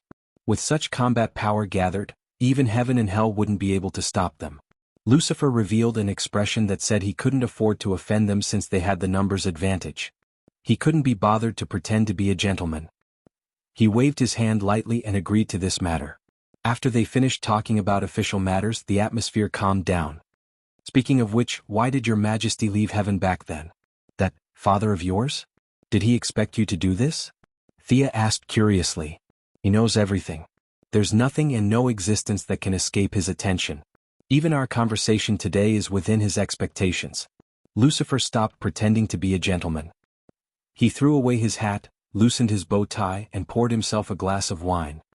Then is your departure from heaven also within his expectations? Then why are you still doing this? What's the point? Thea took out a glass and Lucifer poured her a glass. Needless to say, the king of hell's treasured collection was indeed tasty. It was 2 levels higher than Dionysus's fine wine. The wine had a lingering aftertaste, and there was even a hint of thyme. She gave a thumbs up to show that it was good wine. I left heaven because I felt that I needed to leave. He predicted everything because his attention was still here. You mean that he didn't leave? No, he has indeed left. He has gone to a higher level and is pursuing something that I can't understand at all. The entire world is probably just a small toy in his eyes. He doesn't need to deliberately investigate it. The world has no secrets in his eyes. Do you think I will die? He changed the topic at the end and asked Thea a professional question. Her answer was indeed professional. Of course. Life is absurd and death is random. Perhaps you will die inadvertently. As if she was joking, she made her own explanation and Lucifer listened attentively. Where will I go after I die? What about you? Death can also die? I don't think so if you compare this place to a big house. Thea pointed at the surroundings, and Lucifer knew that she was referring to the entire world. My duty is to turn off the lights, close the door and leave. As for where I will go after that, I don't know. The conversation with Lucifer ended quickly, and the two drank a few glasses of wine. Even if they knew each other, it did not matter whether they were friends or enemies. Thea could not kill him now, and Lucifer could not do anything to her either. However, the topic of God still touched her, but it was just a touch and not a strong one. Lucifer was born at a higher level, and he had never enjoyed the joy of leveling up. If he was like Thea, leveling up every 3 days and leveling up every 5 days, he would be so happy that he would wake up from his sleep and he would not be so bitter. If someone were to ask her now, she would definitely say that she was very happy, and she did not want to chase higher levels in the short term. Her current level was enough for her to be proud for a long time. Not long after she left, Daniel also came to hell. Lucifer used a kind of acting method to duel him and gave him the Sandman helmet. With the sandbag and helmet in hand, Daniel soon arrived at the next scene, Arkham Asylum. When he received the ruby, Thea appeared before him again. "This is all your test, isn't it?" Daniel was not an idiot. In fact, with the memory of his past life, he could see through people's hearts, and he believed that he had found the answer. Thea gave him an awkward but polite smile. "F***ck, this is all fate's fault, why am I the one to blame?" She did not know that this smile left a deep impression on Daniel. Daniel regretted it as soon as the words left his mouth. He was too rash and his words were too harsh. There were many things that he knew in his heart, why did he say it out loud? Thea's smile made him suspicious for a long time, and this image was deeply imprinted in his heart for many years. The young miss didn't know that her mysterious smile had scared this Sandman candidate to death. She extracted the power of the 3 treasures and injected them into the candidate's body. An illusory aura filled his body. Daniel was initially a normal person with some talent, and the 70 years of imprisonment by the Secret Arts Brotherhood allowed him to learn magic. Now that Thea had split the power of the 3 treasures, he instantly reached the level of a new god. She put her hands in her pockets and raised her chin slightly, indicating for Daniel to follow. "Where are you taking me?" Daniel wore a plain white robe with golden stripes embroidered on the edges, and his hair had turned silver. His eyes were filled with the various forms of life, and he already had some of the characteristics of a Sandman. "To the world of mortals." That's where I came from, what's there to see?" Thea could not be bothered to talk nonsense with the Sandman candidate, and the two began their long journey. She was like a tour guide and led Daniel around the world. Without alerting anyone, they first went to the metropolis. This is your statue?" Not long after entering the metropolis, Daniel saw the statue of Thea erected by the citizens of the metropolis. They did not hesitate to use the best materials and the best artists to carve it, and now the speckles on it were dense with the power of faith, and it was difficult not to see it. "Yes, I came from here, and of course this is my home now," Thea said proudly. This short and concise sentence gave Daniel a first impression of her, and he felt closer to her. Perhaps this second sister of his was not so high and mighty after all, and she also had an ordinary past. Chapter 1053. The metropolis was busy during the day. The office workers were busy working for their salaries, the lawyers were debating in court, and the owners of small restaurants were preparing lunch. Everyone was working hard for the future. The lives of the ordinary people here are good. I can feel that their dreams are good. Thea was positive about this. After all, this was the headquarters of the Justice League, a place where heroes gathered. If gangs ran rampant and robbers were everywhere, they would not be able to survive. From this point of view, they were much stronger than Marvel's New York. In the evening they arrived at Gotham. Batman was still moving around the rooftops, and the gangs were also doing their own little things. Year after year, day after day. "I've seen this person before in Arkham." Daniel pointed at Batman and said, "Is that so? I still need you to guide him in the future. You'll get to know each other later, but not now." She seemed to be hinting at something. They walked past a few cities. Oliver was still fighting Prometheus and the Silver Swan with the archery club. The Flash was fighting a battle of wits with the Thinker Devo in Central City. The Sea King was in his Atlantis fighting with his brother. "It's really messy. Do you live in this kind of environment?" Daniel finally asked after walking with her for a long time. Thea thought for a while. "It is indeed messy, but don't you think it's very lively?" Daniel squinted his eyes and looked at her as if she was kidding. "You have to be clear about your path. Fate wants people to pursue freedom. I'm a friend of life, and you have to be clear about what you need or what you can give to the world. Now that we've seen the world of mortals, let's go to the realm of gods." She led the way. Miss Fan did not have the demeanor of not entering the house 3 times. She went to the new planet of creation first. "Who is he?" Diana was a little surprised to see her bring a man. There's a 70% chance that he's my brother. Her words made the Valkyrie's eyes widen. What kind of brother would have a chance? She had to admit that Diana's eyes were very beautiful. If it were not for the fact that there was no one around, she would have kissed them. He coughed twice and briefly explained the situation through the mental channel. After hearing the whole story, Diana was very cooperative. She ordered the guards to show Daniel around the new planet. Thea took the opportunity to send Daniel away and have a few deep conversations with Diana. "Is that Empress yours?" Daniel asked curiously as they were leaving the new creation planet. "Yes, my lover." She admitted it openly. How envious. Hee hee. Since they were not that close, she thought about it and decided not to show off her affection. Hell, heaven, and heavenly realms were not obstructed. After a quick tour, Daniel's understanding of dreams finally began to rise from the mortal stage to the deity stage. After that, they arrived at the dream realm and the nightmare realm. The dream world itself was a place for sleeping demons. As a reserve member, Daniel had been here many times, so Thea had nothing to say. Their focus was on the nightmare lord. "This place doesn't give me a good feeling," Daniel said. He only had a bad feeling, but Thea's feeling could be described as terrible. The infiltration was too strong, and the entire nightmare realm had been shrouded in darkness. As more and more darkness appeared, it attracted more nightmares from the material world. This was an extremely bad cycle. Yes, all the impossible things that only exist in the deepest part of the subconscious are being carried by a force and reappearing in the form of nightmares. The corruption here is faster than I expected. "Can't you stop it?" Daniel asked. Thea was silent for a moment. "I can't stop it. The universe needs these dark forces to maintain the balance. It has to face all of this if it wants to become bigger. I can't interfere too much in this matter." She then changed the topic. "But you can. You need to tidy up the fragments here and make everything return to normal. Find something to do for her brother and sister." That was how fate dealt with her and how she dealt with the Sandman. The Sandman was a little dumbfounded. The nightmare realm in front of him was simply broken. He needed to restore it to normal on this foundation. No matter how he looked at it, it was a heavy physical labor. He looked at Thea with a little resentment. He was just complaining. Why did he suddenly have to do such an important task? The fifth-dimensional people believe that everything that exists is, in essence, a story. This is very interesting. Your task is to tidy up the story here. This is not a joke. This is something you must do. Eliminate all the facts that shouldn't exist, let reason return to the world, establish a set of mechanisms, and crush all the fantasies that exist in the subconscious. This is your task. She pointed at Daniel. When you complete the task here, you will officially become the Sandman. She briefly explained. As for how to tidy it up, the young mistress apologized. She didn't know. "Let's go. I have high hopes for you.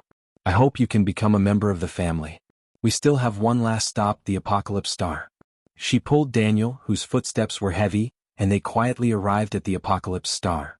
She could be seen on the new creation star because she wanted to be seen. But here, if she didn't want to be seen, no one could see her. A great battle had just ended. The corpses of the Apocalypse demons littered the battlefield. The Apocalypse Star was not a pushover. After the initial heavy losses, they had developed a way to kill the demons through countless cruel and bloody experiments. Now the casualties on both sides were almost 1-to-1. The demons were only after looting, while Darkseid was risking his life. The foundations of both sides were different. After the continuous battle, the demons were already thinking of retreating. Death loomed over the entire Apocalypse Star. As the first god to bear the brunt of it, Darkseid didn't notice. He was so blinded by victory that he didn't even realize that a great disaster was about to befall him. Daniel didn't like the evil aura here. After taking a quick look around, he proposed to go back and repair the nightmare world. Thea didn't stop him when she saw how motivated he was. She sent the Sandmen off and slowly walked into the depths of the Apocalypse Star. The demons were about to give up. This was a sign that many people and gods could see. The Apocalypse Star was holding a grand celebration to celebrate their victory after half a year of fighting. No one saw Thea. She slowly walked into Darkseid's vast palace. The new gods on Apocalypse Planet were all very nervous.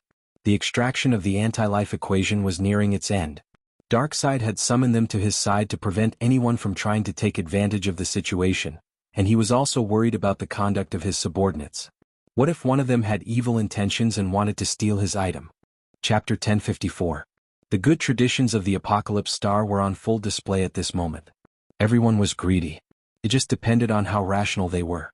As it happened, the Revelation Stars group was a group of deities that were both ambitious and not too rational. Thea saw Darkseid's eldest son, Kalibak, sneaking glances at the anti-life equation. The Great Wasteland Wolf and the Great Warlock were also secretly preparing for something. They were wary of each other and making use of each other. This team was too difficult to lead. Thea sighed. In terms of offense, the evil faction had the upper hand. However, in terms of unity, the righteous faction was 100 times stronger than the evil faction. None of the father's subordinates had ever coveted the anti-life equation. Darkseid was the most nervous at this moment. He had to suppress the gods and obtain the anti-life equation as soon as possible. He was under the most pressure. However, it was also because of this that he lost most of his cautiousness, which ultimately led to a tragedy. In fact, when the Apocalypse Star was established, the law of the jungle had been implemented on the first day, and the current outcome had already been decided. Everything was decided by force. Whatever was snatched was theirs. In the face of benefits, there were no restrictions. The Apocalypse Star's abnormal rule would make Darkseid suffer today. Back off. Darkseid did not know that there were people spying on them. He said in a low voice. A distance of a few meters was useless in front of the new gods. He wanted to see how long his authority could keep the new gods in check. Reality proved that he was still the majestic Darkseid. His subordinates did not dare to resist and subconsciously took a few steps back. The evil monarch was satisfied. He looked at the anti-watcher again. The anti-life equation was about to be taken away. This person's value would be greatly reduced. Darkseid was prepared to use him as a sacrifice to announce his great strength to the multiverse. However, he did not know that the anti-watcher he was preparing to sacrifice was chatting with Thea. Although the anti-watcher could not even move a finger, his realm was high enough that he could see Thea. The young lady did not distinguish between good and evil.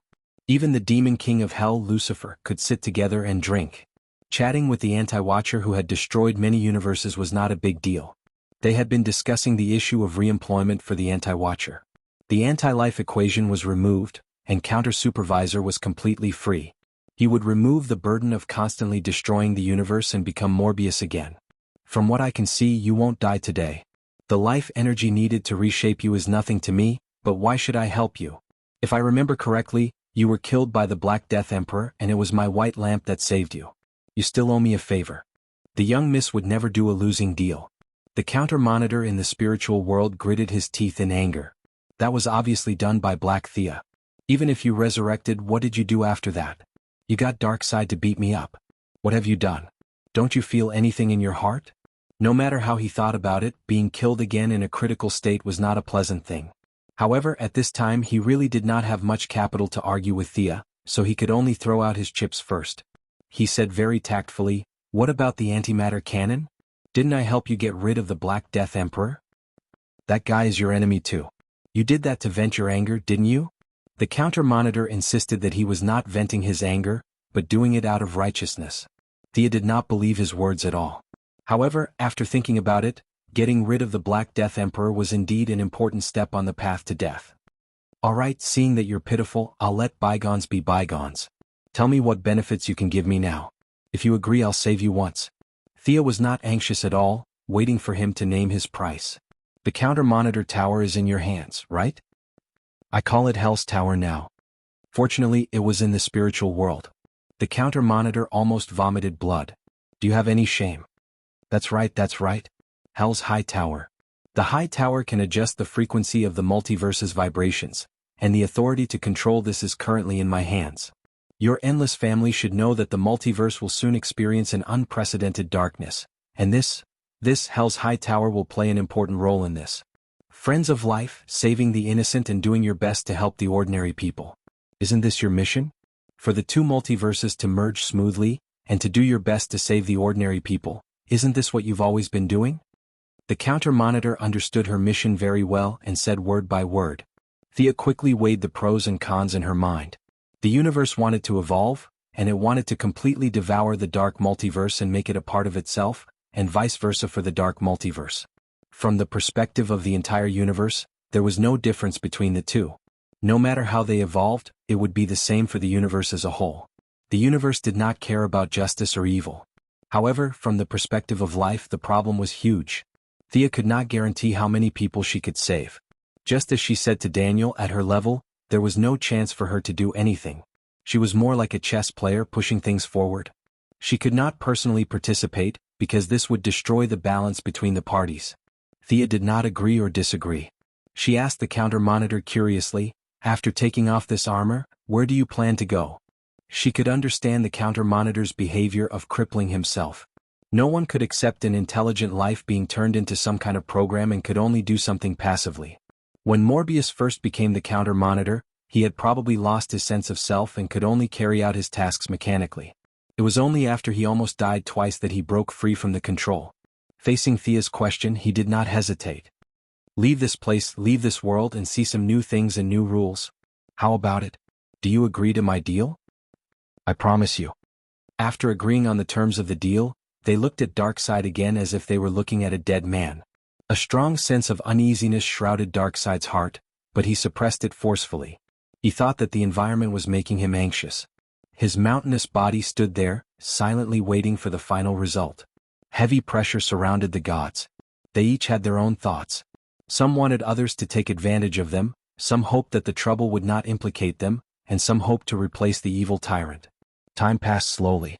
10 minutes, half an hour, an hour. Finally, after 9 hours, the life-reversing equation was extracted.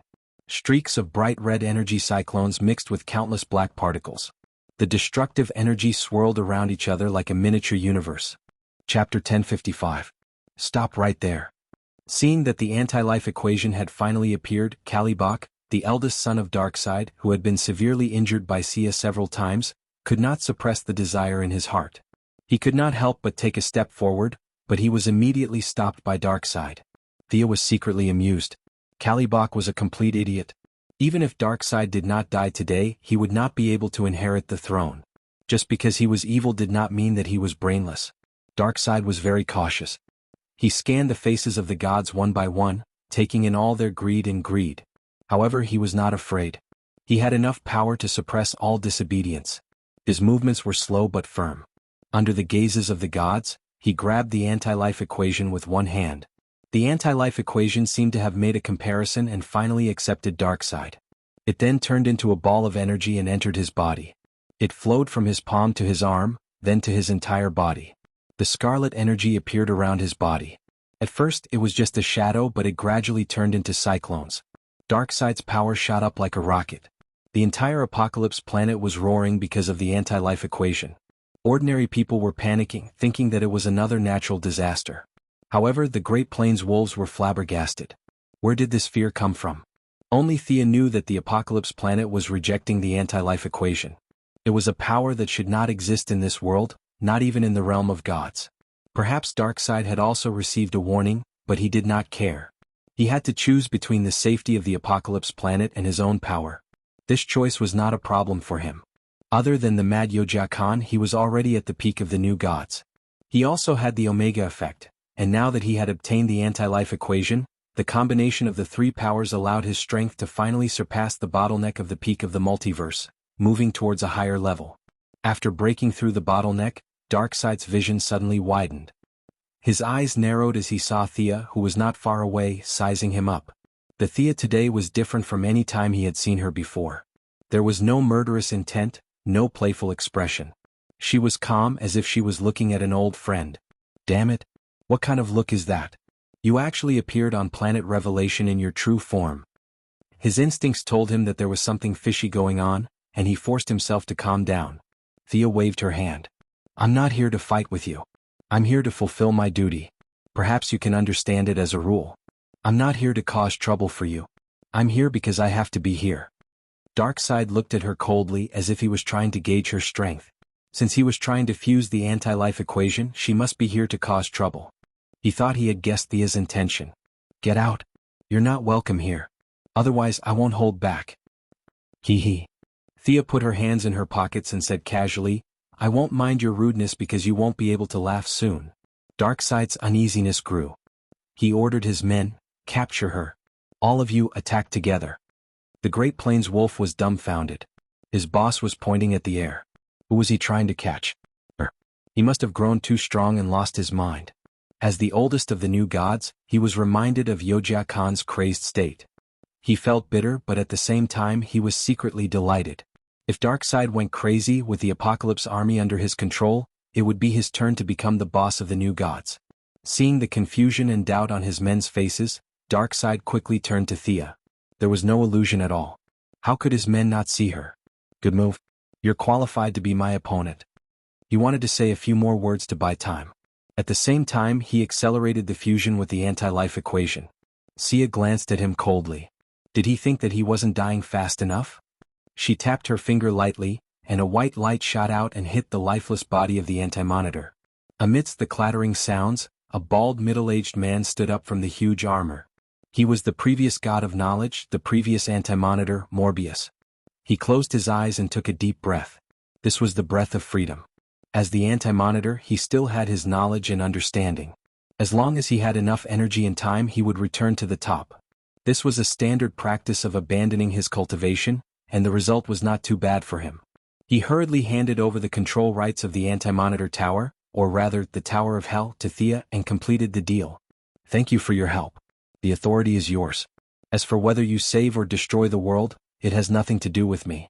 If you don't have any other questions, I'll take my leave. Morbius removed his shackles and spoke very politely. Will we meet again in the future?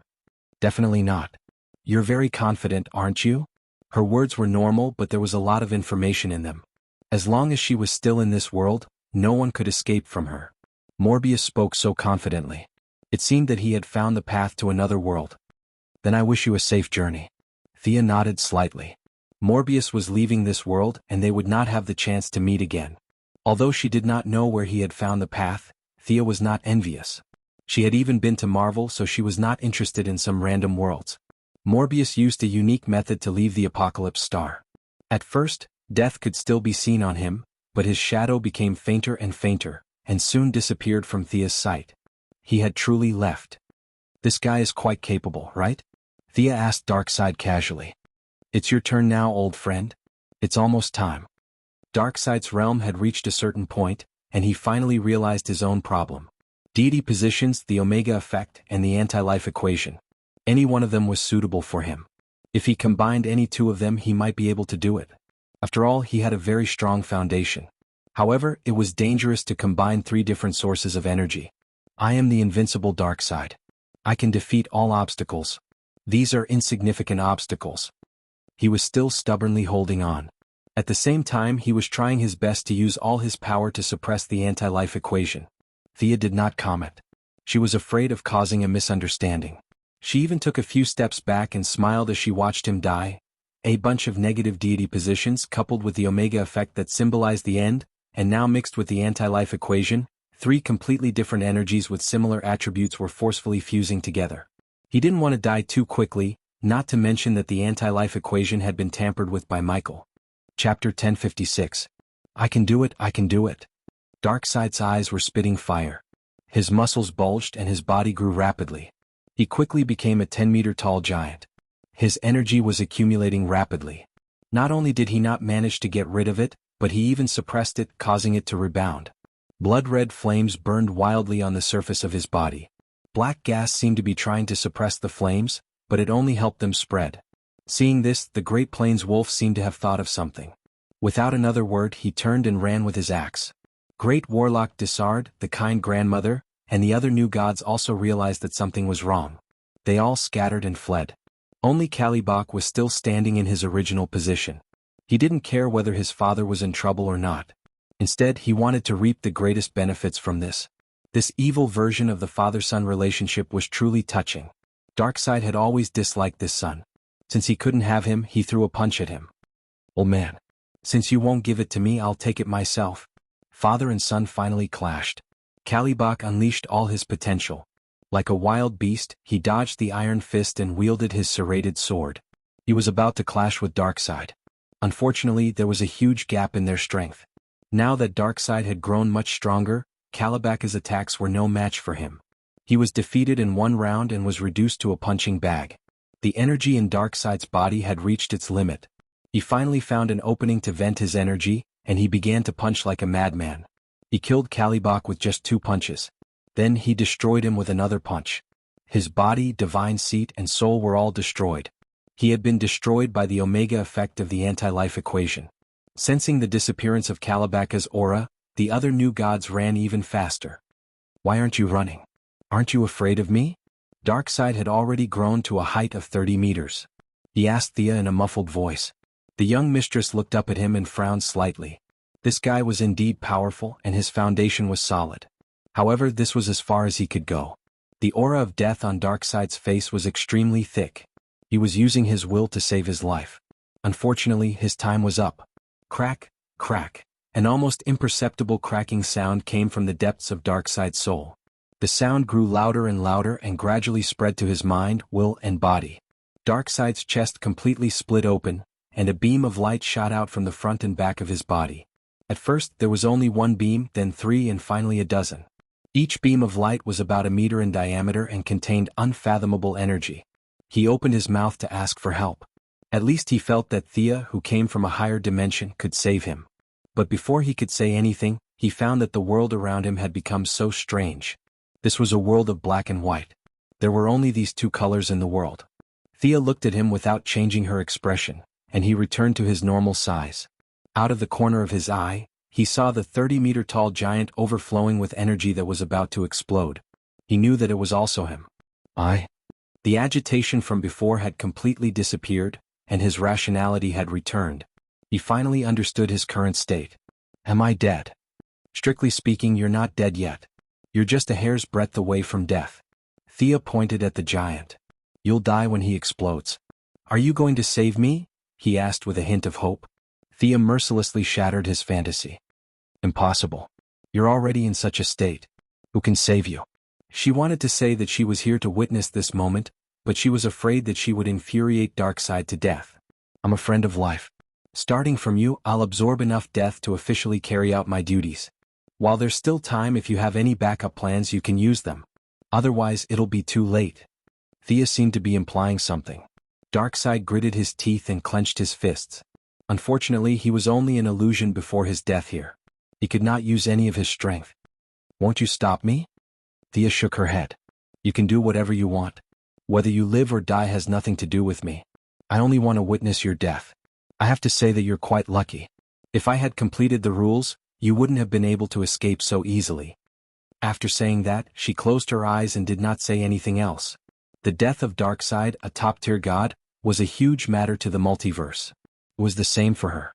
The rules involved were extremely complicated. She had to sort them out one by one so that she would not make any mistakes. Darkseid snorted.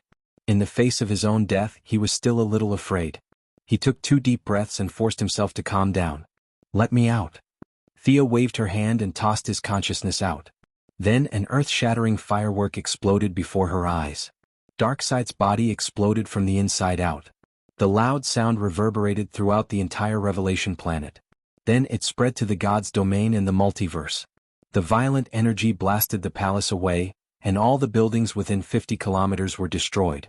The Revelation planet, which was already in a terrible state, was now in an even worse state. It was as if the entire planet would explode in the next second. The temperature instantly shot up to 80 degrees Celsius. It was only because the ordinary people here had a trace of divinity in their bodies. Otherwise, half of them would have died from the heat. Sia only took a quick glance and saw 30 volcanoes erupting violently. The entire planet was shrouded in the strong smell of sulfur. Earthquakes and hurricanes were wantonly sweeping through the ordinary people. Everyone was running for their lives. As for where did they run to? This planet was not a sacred place. They had no idea. They could only follow blindly. Darkseid's mountainous body collapsed to the ground. A crimson energy swirled around his chest. It was the anti-life equation. The equation wanted to escape, but it was suppressed by Thea. Even after being severely injured, Darkseid still had some instinctive will and vitality. If he was just a new god, he might be able to wake up after thousands of years. Unfortunately, the Omega effect negated this possibility. The power that belonged to the end of time prevented him from being resurrected through conventional means. The light in Darkseid's eyes gradually faded. This evil monarch who had dominated the multiverse for countless years was finally killed by his own greed and ambition. Darkness, evil, power, tyranny, and massacre were the foundation of Darkseid. At the same time, they were also one of the foundations of the world. If there was an upheaval because of his death today, the entire universe would suffer, especially on the eve of the arrival of the dark multiverse. Thea suppressed the anti-life equation. Naturally, she also suppressed the omega effect and the 5 divine positions. Chapter 1057.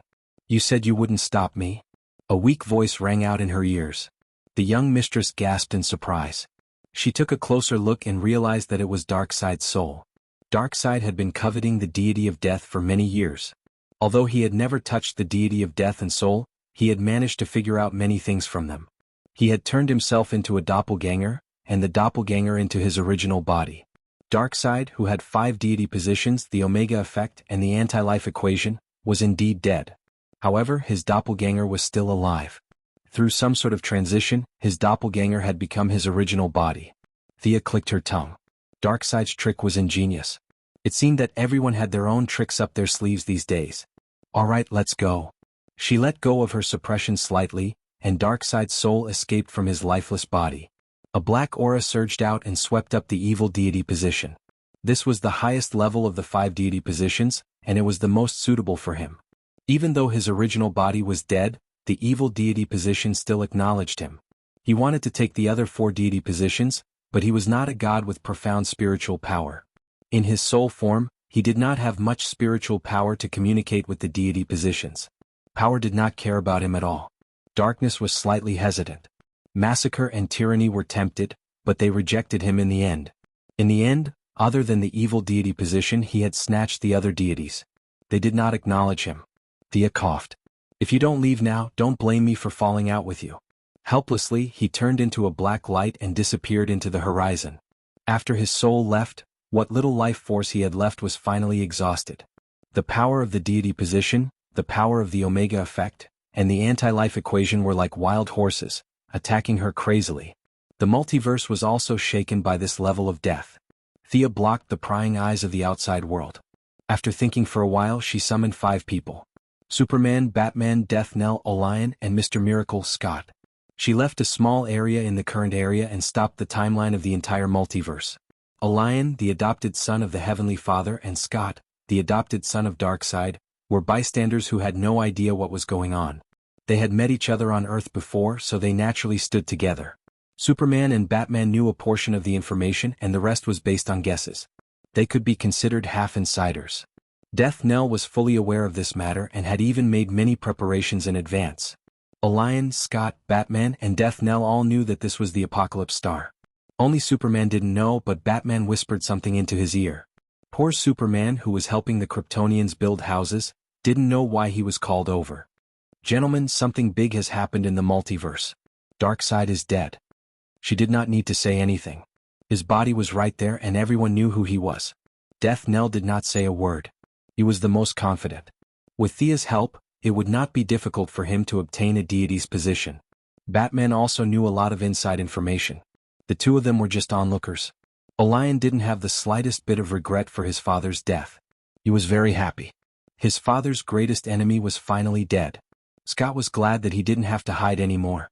Superman was the only one who asked, "We are very happy about this. But why did you call us here?" Although Darkseid is dead, he needs someone to inherit his deity's position. The 5 of you are the qualified successors that I have chosen. This is not a gift or a reward but a heavy responsibility. I hope that you can be brave enough to bear this responsibility, she said seriously. Death Knell remained silent. It would be too fake if he took the initiative. It was best to pretend that he did not know. It did not matter if others believed him or not. Those are all negative things, right? Superman asked. How should I put it? From a human's point of view, they are indeed negative. However, this definition is laughable if you look at it from a macro perspective. I am the god of death. According to folklore, I should be extremely evil, but have any of you counted how many times I have saved the world? Am I right? The deity's position has nothing to do with what you want to do. If you are bent on evil, giving you the deity's position of justice will be useless. There was a moment of silence. Your Majesty, I am afraid that I will not be able to control the darkness in my heart. Please do not include me in the list of candidates, Orion said solemnly after some thought. He was the god of violence. His blood was naturally evil. Even with his Heavenly Father's teachings and the beautiful and peaceful environment of the new planet, he had to spend a lot of time to ensure that he did not lose himself in the darkness. Darkseid's deity's position must be even more evil. He was a little reluctant to accept it. Do you remember what your Heavenly Father said to you? Lion, your mission has only just begun. Think about your Father's expectations and teachings. You don't have to use force to destroy evil. You can also be more flexible. If you can resolve the conflict, your Heavenly Father will be happy. In fact, from the bottom of her heart, Sia was not very convinced by these theories. It was just that when she was bored on the new planet of creation, she had flipped through many sayings of the Heavenly Father. This old man had actually thought of solving the conflict between the two sides through diplomacy. Now that she had raised the Heavenly Father's banner, Orion did not know what to say. After a while he seemed to understand something. You mean? Thea nodded, indicating that it was as he had guessed. It is still too early to say. There is still a lot of work to be done. We can talk about it later. She then looked at Scott, the Heavenly Father's son and Darkseid's adopted son. I will also give you a chance. If you choose you and Orion. Before she could finish, Scott interrupted her. There is no need. I'm not made for that. I just want to live a quiet life. So, you don't have to consider me in your plans, preparations and ideas. Alright, I will respect your opinion.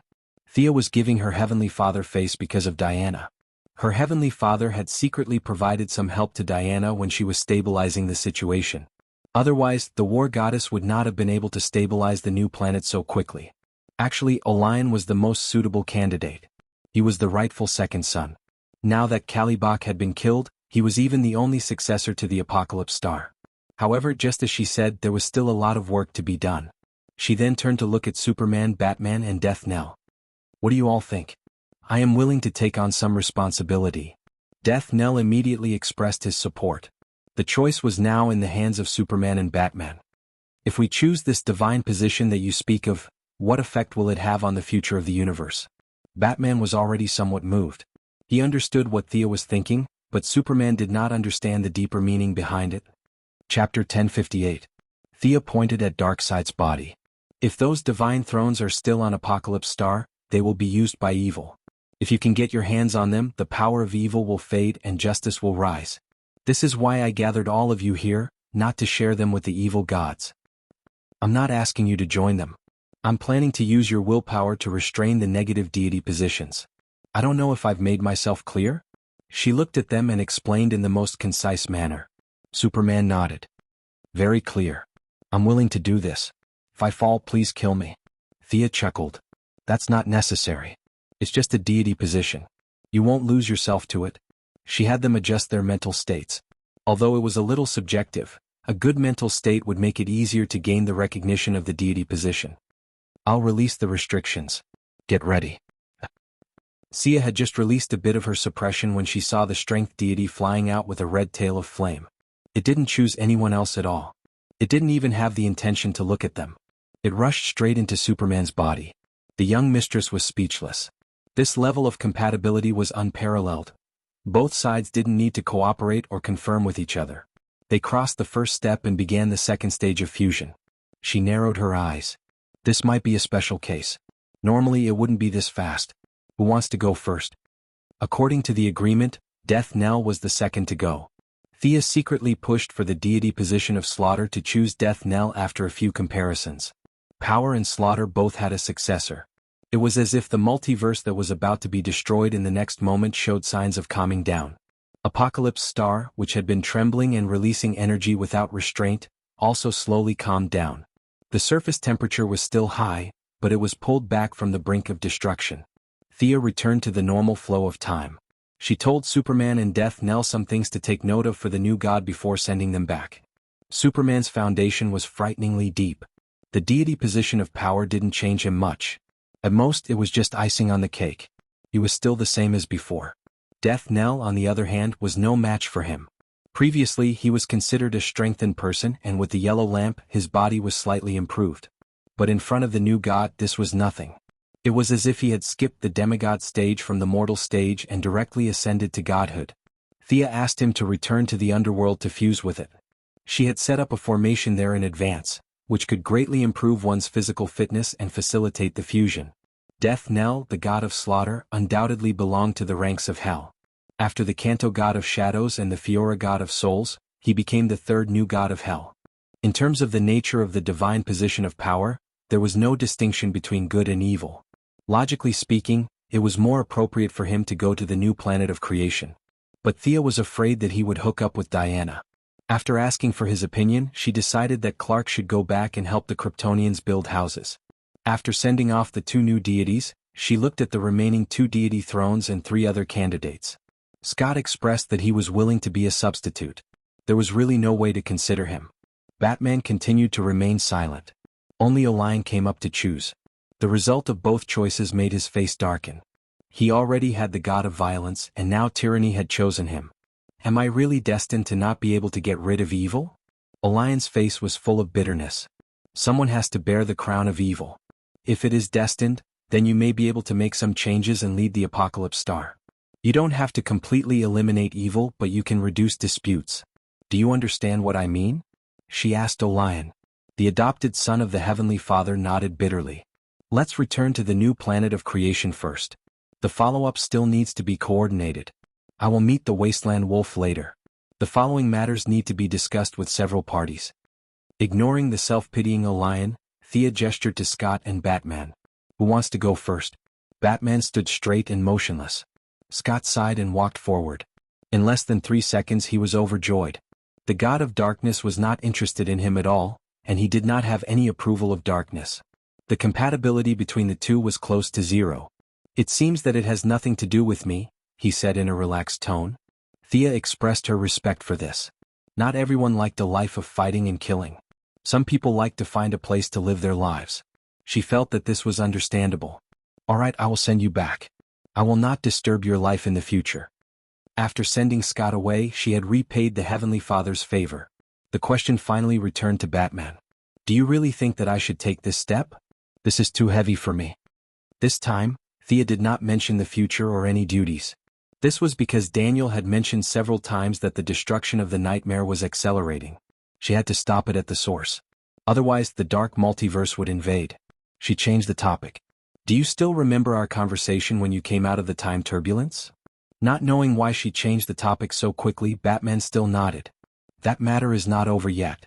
In fact, it seems to be getting worse. You mean, our time flow is messed up? So you need me to be this new god and stabilize time? Thea scratched her head. Batman's imagination was quite realistic. It's more serious than that. Have you ever had nightmares? Batman's expression did not look too good. The nightmares have been following me since that alley. This is also the reason why I don't sleep much. The nightmare I'm talking about is a kind of manifestation. It's not the kind of dream that we talk about. It's a kind of existence that's more real and textured. They're born from the dreams of life. Things that are supposed to be impossible become reality there. You can understand it as countless evil parallel universes. Every different choice will create a world. But under the premise of nightmares, it will automatically choose the worst to form. Batman took off his mask. No one on Apocalypse Star knew him anyway. Even if they did, they would not go to Gotham to reveal his true identity. You mean it's all because of me? Thea nodded. The Omega effect has lost its effect on you. It has changed some of the laws of the universe. The darkness in the deepest part of the universe took advantage of this and used you as a model. The darkness has started to spread with you as the reference, and it's getting faster and faster. What's there? Or should I say, where is it? Batman was very eager to know the answer. Everything. Everything that is usually suppressed under our rationality. Things that we would think about but would never do. These things are gathered together through nightmares. They are automatically generated on the other side of the universe. That's a little off topic. Come on, Bruce. See if the dark divinity is suitable for you. Thea gestured for Batman to come forward. Chapter 1059. He stood beside Darkseid's corpse as if he was on his way to the execution ground. 1 minute, 3 minutes, 10 minutes passed and nothing happened. I guess I'm more suited to be a normal person. He laughed at himself. Thea was in disbelief. She examined it carefully and used her spirit power to comb through the various rules. She should not have made a mistake. Batman seemed to be a good fit for the dark divinity, at least more so than the knowledge divinity in the original timeline. But why was there no reaction from the divinity? If she wasted so much time talking and it turned out to be nothing, that would be awkward. The rule lines were complete and the divinity was intact. Batman's talents were also suitable. Thea herself was one of the best in the world. It was impossible for someone of a higher level to interfere with the inheritance of the dark divinity. Thea was dumbfounded. She had not felt so awkward in a long time. Batman was staring at her. I found the problem. Fortunately, her level was high enough that she quickly found the root of the problem. The Omega effect was suppressing the dark divinity. It seemed like it needed Batman more urgently. Was it because Batman still had part of the Omega effect in his soul? Before Darkseid was resurrected, Thea could not be sure if the powers of the same origin were attracting each other. At that moment, an image appeared in his mind of Superman and Batman, two cute versions of themselves shooting daggers at each other. That would definitely be a beautiful scene. However, this guy who appeared out of nowhere messed up her plan. Originally, she only needed to obtain the divinity. She could use that instant of darkness connection to sever the other one. This plan of hers was very mature and easy to execute. Now she had to change the steps. Do you still remember Darkseid's Omega Ray? Alright, you've studied it before. The ray you studied back then was only a part of the whole. This thing I call the Omega effect is more optimistic about you. Here's the problem. Other than the divinity, you'll also get a new ability. If you meet bad guys in the future and don't want to kill them, you can throw them into the time stream. Thea was stuck. In essence, this was worse than killing people. Pretend I didn't say the last sentence. What do you think? Batman looked around. This place makes me very uncomfortable. Can we go back and talk? Or do we have to carry this guy's body? He asked, pointing at Darkseid's body. Thea nodded. It didn't matter to her now. Since Batman felt uncomfortable, she didn't care. Her fingers quickly drew 3 dotted lines. The anti-life equation was the first to be picked out. At present, no one in this world was suitable for it. She flicked her middle finger at the equation and threw it directly back to the wall of origin to wait for the fated one. I'll be back. Thea led Batman back to his cave as the wasteland wolf trembled in fear. Miss Thea, long time no see. The old butler was as friendly as ever. When no one was looking, Thea used the white lamp to inject a trace of life into the old butler. It was difficult to live for another 500 years, but it was easy for him to live for 100 years. The old butler only felt that something had changed in his body, but he didn't know what it was. Thea gave him a friendly smile, and the old butler nodded slightly to express his gratitude. Seeing that they were about to talk, the old butler poured a cup of coffee for each of them and left with a smile. What is this Omega effect? Batman asked after the old butler left for a long time. The Omega effect is what we call it. Although I know the correct name for it, it can't be described in the current language. The meaning is the Greek letter omega, which symbolizes the end of everything. Thea was hinting at something. Think about it. If you become a god, your family will also benefit. You will also have more power to protect the world and not just limited to Gotham. How do I do that? The dark divinity is easy, but the Omega effect favors you more. But you're not Clark, you're just a normal person. Once you come into contact with that power, you'll be thrown into time turbulence. I've come up with a plan. To gain the recognition of the Omega effect, you need a power that ends everything. To put it simply, you're going to be a sacrifice. Thea's words were shocking. However, Batman wasn't too surprised. He knew that Thea didn't mean for him to commit suicide. He waited patiently for her to continue.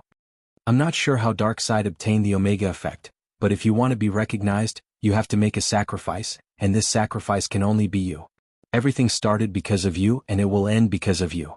Batman began to wonder if he should cut off a finger or a kidney. After knowing Thea and Diana for so many years, he had done a lot of research on gods. All injuries could be healed. Fortunately, Thea didn't ask him to harm himself. I want you to face a nightmare. It's a nightmare that belongs to you alone. Only you can deal with this guy, so he's going to be a sacrifice. Sure, when do we go? Batman was duty-bound to fight evil. Get ready. I'll set up the teleportation channel. See you tomorrow. After saying that, she ran to meet her cheap brother, Daniel. The next day, near the evening, a large crowd gathered in the Bat Cave. Almost everyone in the Bat family was there. 4 Robins, 2 Batgirls, the retired Batwoman, Batwing, and Catwoman, who was still friends even after they broke up. They were all in their combat suits, waiting as if they were facing a great enemy.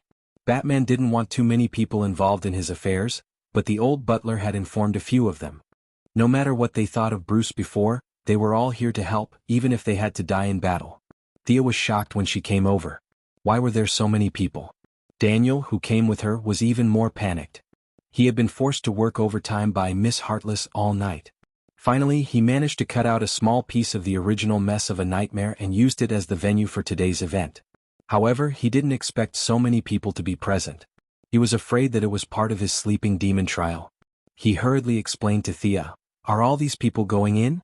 I don't think I prepared such a big passage. Thea was still maintaining her sister posture. She gave him a look that said, "Don't panic. It's not a big problem." At the same time, Batman was also looking at her. His eyes were asking, "Who's this good-looking guy beside you?" "This is Daniel, my future brother." The Endless Family was an extremely secretive organization. They shouldn't stand in front of the public, especially not in front of ordinary people. Therefore she had a headache about how to introduce them. She could only give a vague explanation. Chapter 1060. Everyone was shocked. Future younger brother? They automatically imagined that Moira would give birth to another child in the future. Especially Daniel, who looked a little anxious. He seemed to be a few decades older than Thea. This future seemed to be very far away. Thea did not know if she should say this in front of so many people. If too many people knew about this secret, it would not be a secret anymore. Batman was also helpless. A group of people wanted to accompany him to the depths of hell. He really could not refuse. "I'm really sorry. It's my fault." The old butler admitted his mistake very frankly. Thea had always respected the old and loved the young. Naturally, she would not do anything to the old butler. "It's not that I want to hide it from everyone. This matter can only be done by Bruce. This is a nightmare that belongs solely to him," Thea explained. "Then can't we just provide help and let him finish the job in the end?" Only Damien could speak to the young lady so familiarly. Thea retorted in annoyance, "Do you think this is a game? The last hit will give 30% of the experience, right? You're addicted to it." Bruce can only face it himself. This is not a private matter. If he wins, then the universe under our feet will have the initiative. If he loses, the consequences of losing were self-evident. "Can't we bring even one helper?" Barbara asked. "I'm not sure how much you know, but I'll say it again. Bruce is going to deal with a dark version of himself. The same experience, the same wisdom. That dark version of Bruce knows all of you. Forgive me for being blunt, but do you really think that you can help and not cause some kind of hindrance? Won't the enemy turn around and use you as a trump card against Bruce?" Thea's words were very straightforward. They were not angry. Even if they had been independent for a long time, they did not think that they had surpassed their mentor. Moreover, the more they chased, the more they realized the gap between them. "What characteristics does this dark version of me have?" Batman asked. "He's a complete copy of you. Starting from that small alley, to the Union of Assassins, and the series of activities after that, he's exactly the same as you. Until a certain critical juncture, he made an extreme decision which caused the difference between the two of you, and it only grew bigger and bigger." Batman was also a little confused. There seemed to be a lot of choices and he didn't know which one to choose. In any case, it's not a fair competition. I'll give you a hint. You can go with the one that you've locked up in the deepest part of the Batcave. He has something to do with this, so he can face this nightmare with you. Her hint might seem obscure to outsiders such as Daniel, who did not understand. However, everyone in the room was an insider, and they only needed to think for a moment to understand what she was referring to. Nightwing was furious. "Bruce, you actually locked him up in the Batcave again? Have you forgotten the lesson from last time?" The rest of the people were also bewildered, fearful, resentful, and so on. Batman faced all the doubts with silence. He turned to Thea and asked, "Do we have to bring him along? You know very well that he's the only one in this world who can defeat Batman. If you go alone, you'll be sending yourself to your death." Thea spoke as if it was a matter of course. "Anyway, I've already told you my suggestion. Let Daniel take you there. I still have to discuss the matter of the Apocalypse Star. I only hope that you remember that this is not your problem alone, but represents the entire multiverse. Any decision you make will affect the future and the present." The young mistress waved her hand. "Daniel is more familiar with that place than I am. If you have any questions, ask him. I'm going to discuss some things with Diana." After saying that, she ran off in a hurry. Although she said that she was going to the new creator planet to discuss things, no one knew how to draw the line between public and private. It was really hard to say whether she would take the opportunity to do something private. Batman looked at Daniel speechlessly, and Daniel looked back at him with the same expression. He rejected everyone's offer to follow him and led Daniel deeper into the cave. At first it was very quiet. As they walked, Batman suddenly asked, "Who is she to you? Do you mean Death?" "She's my guide," Daniel answered straightforwardly. "Then what's with the little brother? Maybe we're a kind of brother and sister of a higher level." Batman muttered the word death, and his consciousness went into a trance. He felt that Thea seemed to be looking at him from afar. "Do you wish to have a sister like her?" Daniel seemed to understand what he meant. He lowered his head and chuckled. Halfway through, he heard a soft snort in his mind. He quickly changed his words. Of course I do.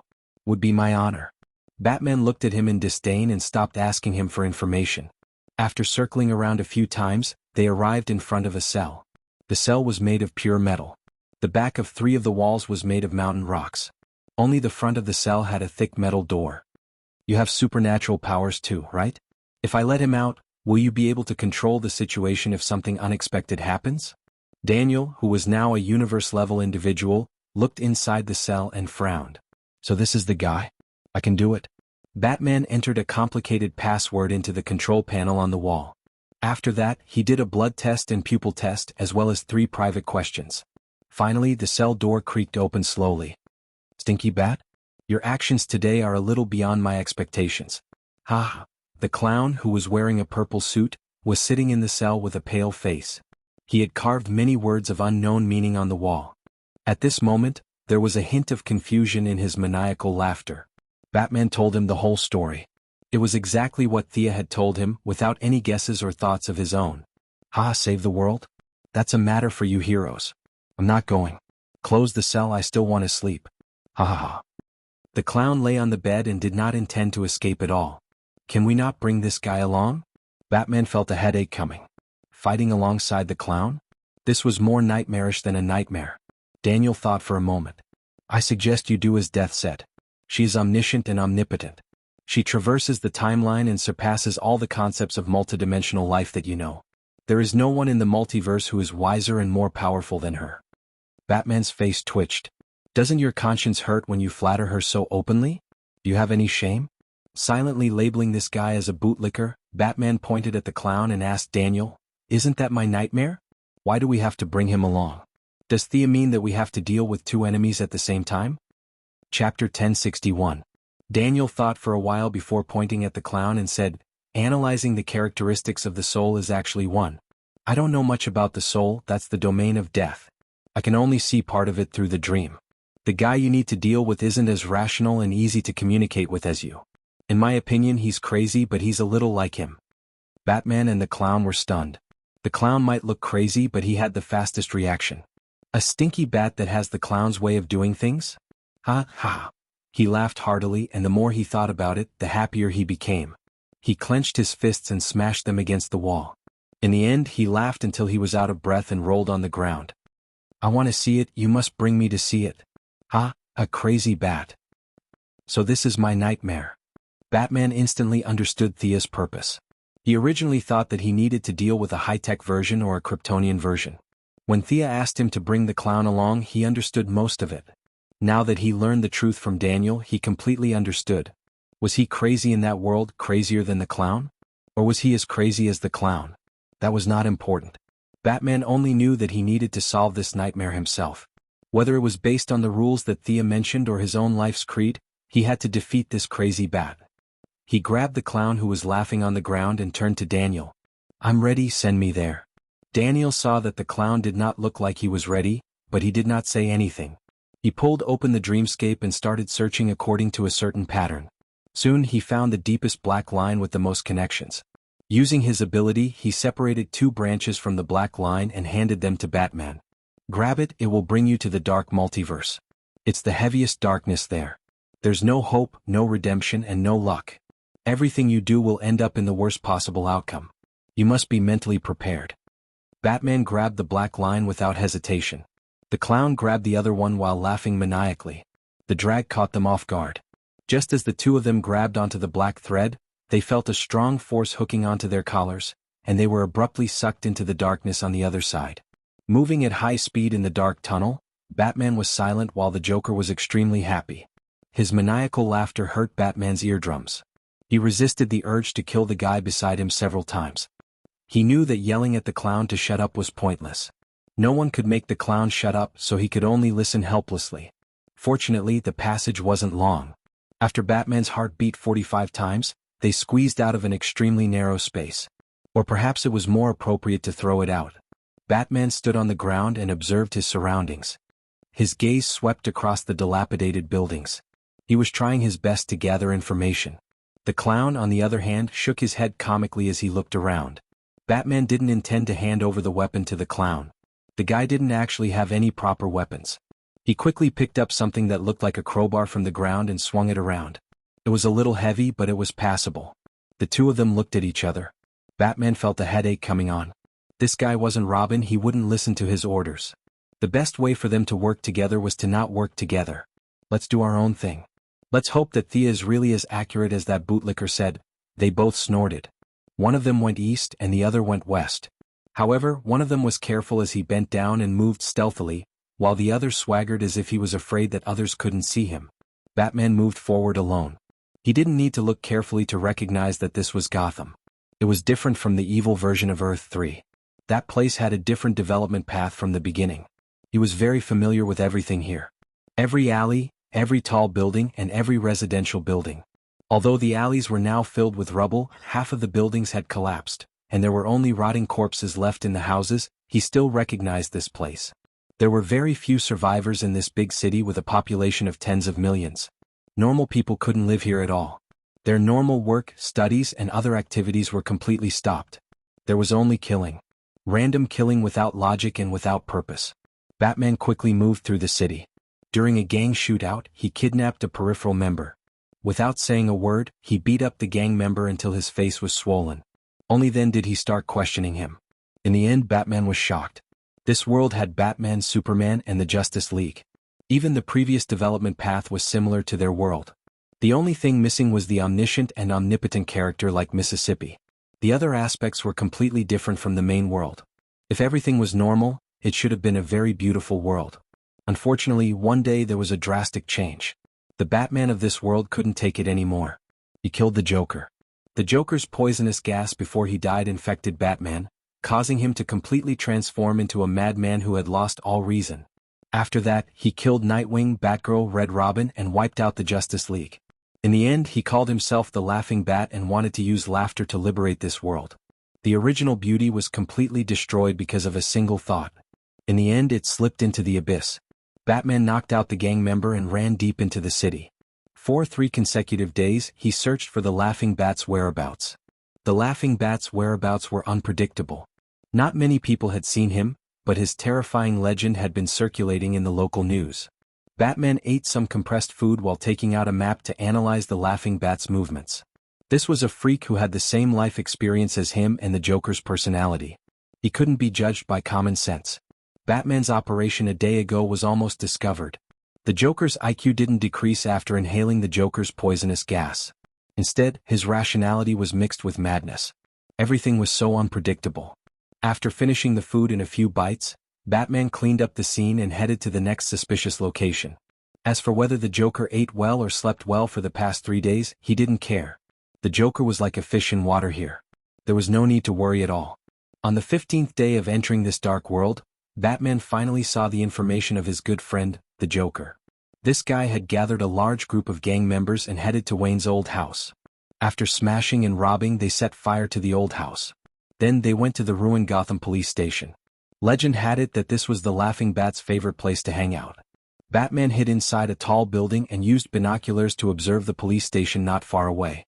The Joker didn't participate in this operation. He rallied all the gang members and then went into hiding to observe everything. Chapter 1062. The big screen in the central square of the city lit up. At the same time, all the players that could receive the signal automatically switched to the same channel. Now let's play a game, me and this. The clown was still dressed as usual. He was in a purple suit and bright lips. He scratched his head as if he couldn't figure out what to call the Laughing Bat. This Batman is even more ridiculous. Gotham is mine, and you're just a clumsy imitation. Remember my words. The clown was still blabbering on, but Batman had already found the Laughing Bat's tracks. The TV station was just a smokescreen. Wayne's old mansion, Gotham Police Station were all traps. It was just a matter of who couldn't resist jumping into them first. The 3 people with the same high IQ didn't take the bait. He didn't know what the clown was doing, but through some clues, Batman had already found the enemy's tracks. Like a black ghost, he quickly moved through the ruins of the city and quickly found his target. This was a chemical plant that had been abandoned for many years. There was not a single light in the middle of the night. Compared to the chaos in the city center, this place was as silent as a tomb. Batman found 5 security devices around the perimeter. There were almost no blind spots between them, but he still carefully went around them. The chemical plant occupied a large area, so he had to speed up. Judging from the traces on the ground, the clown might have already broken into it. Batman was afraid that the clown would defeat the laughing bat, his nightmare. If this happened, not only would it affect the matter of the divine throne, it would also shake Batman's confidence. If insanity defeated rationality, then the creed that he had held onto for so many years would be meaningless. This was something that Batman didn't want to see. But he also didn't want to see the clown lying in a pool of blood, defeated by an even crazier version of himself. This would make him feel guilty as if he was the one who killed the clown. His heart was worried, but Batman was still rational. He didn't lose his vigilance and carefully walked into the depths of the chemical plant. The factory had been abandoned for a long time, and a simple tunnel led to the depths of the ground. Batman checked it and slowly slipped in. The tunnel was very long, as if it was hundreds of meters underground. After walking out of the winding tunnel, it was connected to a group of underground caves. Batman was a little stunned. He did not know if there was such a large group of caves under Gotham in his original world.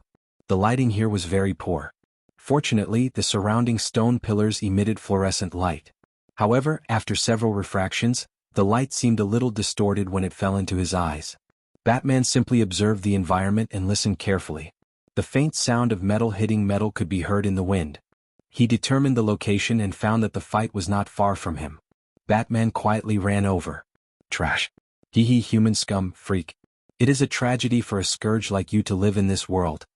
A voice that was slightly louder than a whisper sounded. The voice was soft, but it was filled with power. Even if one was a little far away, they could still hear it clearly. Batman hid behind a large stone pillar and watched. The clown in the middle of the field was completely defeated. His purple suit was covered in blood. He was lying on the ground with blood flowing from the corner of his mouth. His left sleeve was torn and there was a large swollen part of his elbow. Standing in front of him was a tall and skinny man with a black leather jacket wrapped around his thin body. His eyes were covered with a metal eye patch that was filled with sharp spikes. He looked ferocious and terrifying, like a demon that had crawled out from hell. His mouth broke through the limits of human physiology and opened to both sides. His bright red gums and white teeth made people shudder uncontrollably. This was Batman, who had absorbed the clown's poison. He now called himself Laughing Bat.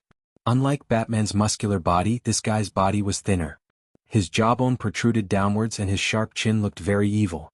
Laughing Bat held a metal rod in his hand and hit the clown's cheek. Human scum. Maggot of society. Freak. Hee hee, I don't know which world you came from, but I killed you before. I broke your neck. I have to say, that feeling was wonderful. Hee hee. Then he hit the clown again. The left side of the clown's face was completely smashed. Several teeth flew into the air. The clown responded with an even louder laugh. You're a complete idiot. You've always been like this. Ha ha ha, a Batman without rules is still Batman. This game of yours is not fun at all. With a clang, Laughing Bat seemed to feel that using a weapon was not enough. He threw away the metal rod. The clown stood in front of him for a long time and felt very uncomfortable. His old personality seemed to be showing signs of coming back. He suppressed the discomfort and smirked viciously. He swung his fists and punched the clown. Keep laughing, hee hee, I'll tell you. Remove those childish rules and self-restraint. There will only be one truth left, and that is Batman will win. He attacked the clown madly. His fists were soon broken and turned flesh was exposed, but he did not care. As the victim, the clown was in an even worse state. There was not a single piece of flesh on his face that was intact. His skin was bleeding and one of his eyes was blind. However, the clown was even happier after being beaten up. He kept yelling for Laughing Bat to hit him harder. It's over. I don't have time to play games with you, you bastard, hee hee. Laughing Bat was tired after beating him up for a long time. He had lost the self-control that Batman had, so his long-term training was meaningless. His stamina was far from his peak. Laughing Bat took out an old-fashioned revolver and pointed it at the clown's head. Do you recognize this gun? It's the gun that killed Thomas and Martha Wayne. It's your honor to die by this gun. Just as he was about to pull the trigger, he realized that the clown had also taken out a gun and pointed it at his heart. Just as he was about to say something to buy time, the clown pulled the trigger. With a click, the clown's expected death from being shot in the heart did not happen. Instead, a small flag appeared at the front of the clown's gun. Under the breeze of the underground cave, the small flag fluttered in the wind and made a soft sound as if it was laughing at something. Ah, idiot. Laughing Bat was slightly stunned, then he laughed too. He laughed so hard that he was rocking back and forth. He pointed the gun at the clown and said, "I have to say, you're very suitable for the opening. You're more energetic than the clown I met, hee hee, but I'm the joke, do you understand? Hurry up and do it." "Ah," Laughing Bat's smile widened. "I'm glad you've finally gotten over it." Just as his finger was about to pull the trigger, there was a gust of wind behind his ear. The clown's laughter also reached his ears. "Haha, idiot, I'm not talking about you." Chapter 1063. Who's behind me? As soon as this thought appeared, Batman suddenly jumped out and punched the back of his head. Amidst the dizziness, the Joker felt an even deadlier sense of danger. He took out a dagger and stabbed it into the Laughing Bat's abdomen. The leather suit was sturdy, but it couldn't withstand the damage from a close-range stab. The dagger stabbed into the Joker's abdomen and quickly twisted twice. Without waiting for the Laughing Bat to counterattack, the Joker quickly crawled 2 steps and left the attack range. He slowly stood up with the help of the rock wall.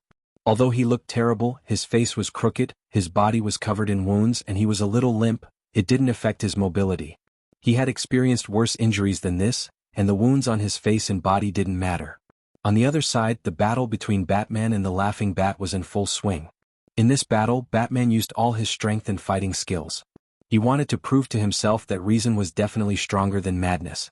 His stamina was greatly depleted, and he was ambushed and stabbed. Even after being weakened several times, the Laughing Bat was still not easy to deal with. He was Batman. He had the same life path, the same learning experience, and he had no bottom line. In the middle of the battle, the Laughing Bat suddenly jumped out of the circle and pointed his gun at the Joker. Batman could only fly over to save him. The result wasn't too surprising. The Laughing Bat had already guessed what he would do. The muzzle of the gun was already there, and it was too late for Batman to dodge. He could only let himself fall to the side the moment the bullet left the chamber. The bullet hit his right rib and lodged in his body. The 3 of them distanced themselves from each other once again. The Laughing Batman threw away the commemorative revolver that only had 1 bullet. He took out 2 bat darts with both hands and assumed a defensive stance.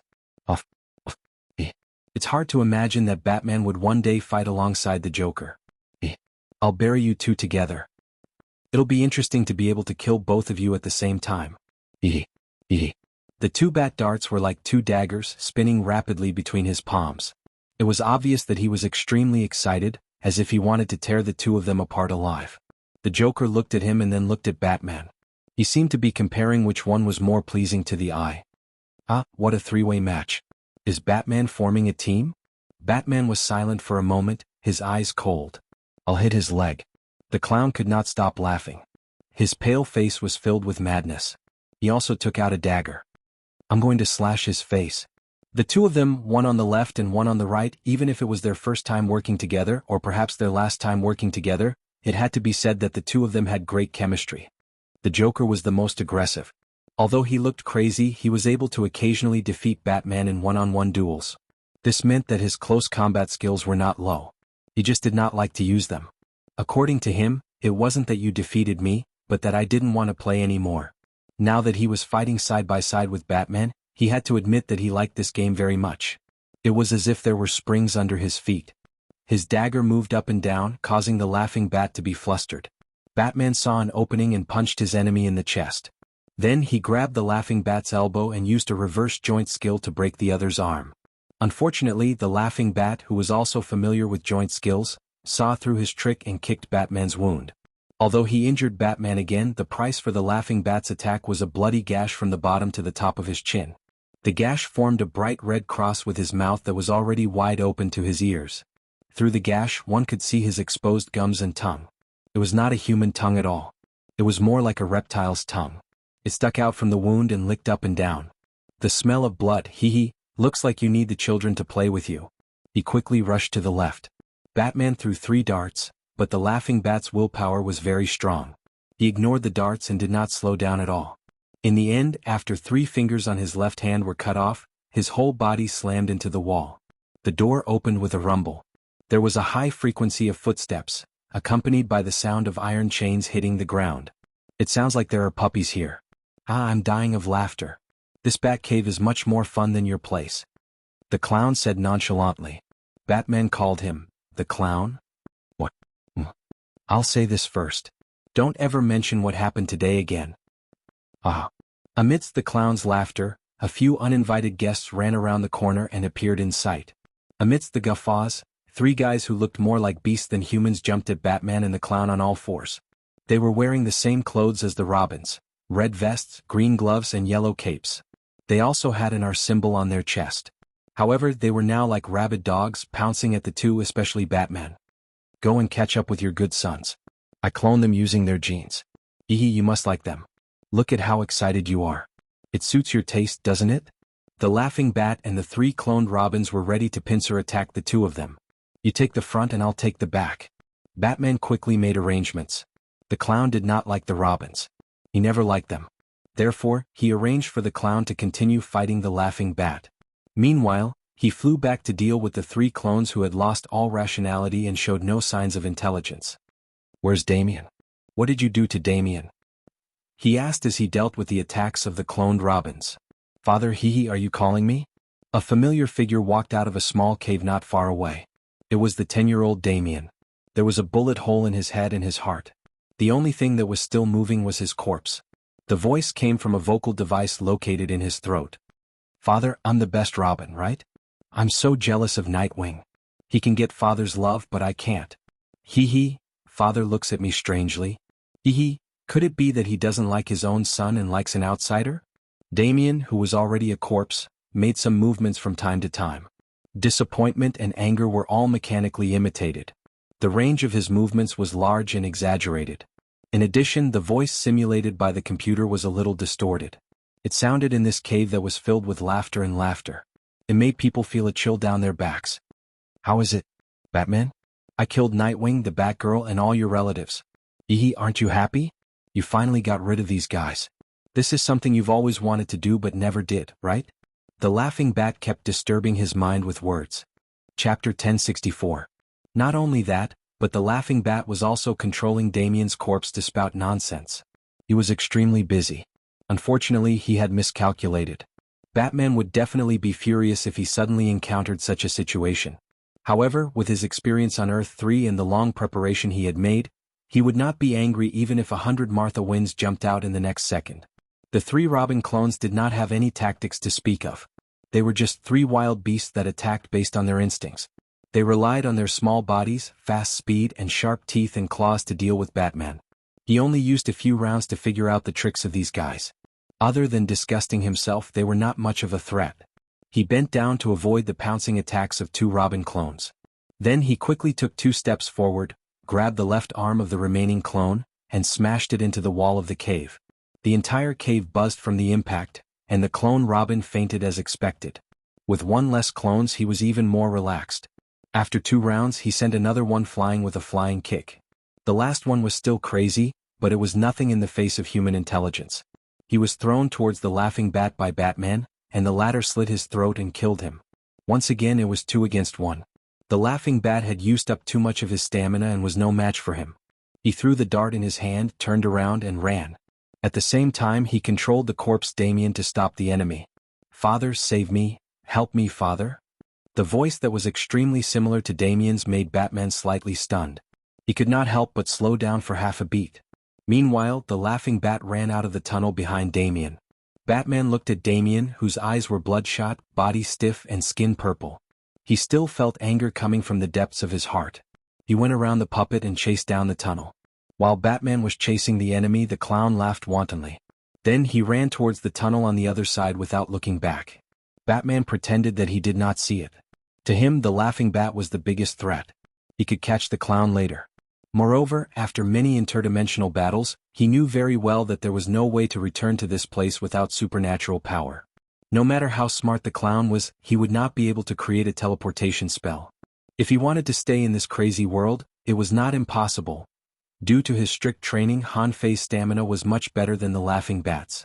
Before they even entered the building, Han Fei had already caught up to them. Stop right there. With a flying pounce, he knocked down the laughing bat. After that, he gave the bat 2 more punches and grabbed the metal blindfold on the bat's face with both hands. Together with the blindfold, he pulled off the bat's helmet. The cackling bat under the mask barely looked human. Where its eyes should have been, even its eye sockets had disappeared. Its eyelids were sewn shut with a thin thread, as if it was born without eyes. Batman was disgusted and punched him twice more in the face. The other party's laughter did not disappear. Instead, it became even louder. You won't kill me. Although it's hard for you to hold on, your bottom line is still there. If you let me go, I will kill your son, your family, your friends, and everyone you care about. You and I both know this, but what are you going to do about it? Do you dare to kill me? The laughing bat's figure overlapped with the clown that Han Fei had caught countless times. However, the clown was just playing a game. Everything in the eyes of the clown was just a game. The laughing bat was different. He was vicious and hated everything about Batman. He wanted to destroy Batman and turn him into himself. Batman raised his fist high as if he was weighing something. The laughing bat had completely given up on resisting. In order to force him to make a choice, it even threw its 2 bat darts far away. It was completely defenseless. It looked up at him with its blank face, and the corners of its mouth were even wider. Think about your loved ones. They will die because of your weakness. Come and kill me, come on. Your son is lying in a pool of blood. All of this could have been avoided because you let me go. Do you hear the cries of the citizens of Gotham? Come on. Come and kill me. At the last moment, Bruce's intelligence gained the upper hand. He stopped laughing, but his words touched Batman's heart even more. Just as he was thinking about Batman's dilemma, he was hit by a huge fist and fainted. Batman made sure that he was completely unconscious before standing up. How sad. Maybe one day I won't be able to hold my bottom line, but not today. After that, he took a few deep breaths before speaking to the air around him. Are you guys still here? Daniel's figure appeared. I'm here, but Death isn't. She can't enter here. Batman was too lazy to think about the logic behind this. He pointed at the laughing bat on the ground. Do you guys have a way to deal with this guy? Daniel seemed to be conversing with a lady from another world. He turned around and said, This guy is best left to you. He's your deepest nightmare. Let's go. Bring him back with me. After that, Daniel pulled Batman and brought the laughing bat back to their original world. At the same time, Lady Thea was holding a 3-way meeting in the underworld. The new Genesis planet and the Apocalypse planet were discussing the future. The underworld acted as the middleman to facilitate this meeting. The main topic was Orion inheriting the throne of the Apocalypse planet. The new Genesis planet lost 4 deity positions because of the departure of the Heavenly Father. At the same time, the Justice deity position was severely damaged. If Orion left, he would take another deity position with him. The Apocalypse planet was also severely damaged. Darkseid didn't stay on the Apocalypse planet. He took the evil deity position and escaped from the god's domain. Although Thea knew where he was going, she didn't chase after him. The remaining power, darkness, massacre, and tyranny were all taken by the messy people that the Wasteland Wolf mentioned. Together with Kalibaka's death, they lost 6 deity positions. If he brought Orion back to inherit the throne, tyranny would automatically return to the Apocalypse planet. Violence would also be dragged into the equation. This was equivalent to losing 4 deity positions. It seemed like they still had the upper hand, but that wasn't the case in actual combat. Darkseid's departure was much more serious than the departure of the Heavenly Father from the new Genesis planet. The new Genesis planet had Diana standing on the front lines. She also had 5 deity positions. Although she was a little weak compared to other deities of the same level, she had no difficulty defeating the Wasteland Wolf and the others. Furthermore, the key wasn't how good Diana was at fighting. It was because there was someone behind her. The Great Plains Wolf, who was originally happily preparing to inherit the throne, instantly shrank back when he saw Sia's seemingly well-intentioned but actually threatening tone when she asked for his personal opinion in a flat tone. He forcefully swallowed back a mouthful of blood and patted his chest to promise that he would definitely be a good leader for 3 generations. Chapter 1065. The key to the problem now was Orion himself. If he was unwilling, nobody would force him. He locked himself in a quiet room and thought about this carefully. Thea was not in a hurry. She led Diana around the underworld. When Daniel returned with Batman, Orion had just made up his mind. If I have no other choice, I'm willing to accept this burden, he said passionately as if he was about to go to the execution ground. The Great Plains Wolf pursed his lips. He wanted to say something, but he quickly shrunk back under Thea's gaze. In order to show the historic nature of this meeting, the leaders of the new Creator Planet and the Apocalypse Planet signed an indefinite ceasefire agreement. The underworld would be the witnesses. Sia could not say for sure if Aurelian would be corrupted by the dark forces in the future. Fate did not adhere to a fixed principle. Everything could slide into the abyss because of a small factor. However, in the short term, the Heavenly Father and Dark Side had both retired from the stage of history, and both sides welcomed complete peace. Thea had just sent off the Apocalypse planet when Batman and the others walked in. Diana greeted him. Ever since she became the God King in the new Creator planet, she had not seen her Earth companions for a long time. This was the first time she saw the laughing bat. She had to admit that it looked evil and dark. "Bruce, are you ready?" Thea asked. "I need power to prevent myself from walking into the abyss. But do you really think I'm a good candidate? You've seen it for yourself. He's me." He pointed at the laughing bat on the ground. "Do you remember the other world we've been to? There's a famous saying there. The greater the power, the greater the responsibility. I don't think there's anyone more suitable than you for the Dark God's position. You're Gotham's Dark Knight," she said with a smile. Batman did not know whether to laugh or cry. "That's all nonsense from the media. I haven't heard that in a long time. I still want to see someone. Send me to her. I owe her too much." After saying that, he gave her an address in a low voice. Thea glanced at Earth and observed it for a while. She pretended to be enlightened and gossiped to Diana. Valkyrie's eyes lit up. The young mistress laughed maniacally. Betting the bat on her was absolutely safe. "You should go and deal with your own private affairs first." After finding the target, he activated the teleportation and sent Batman back to Gotham.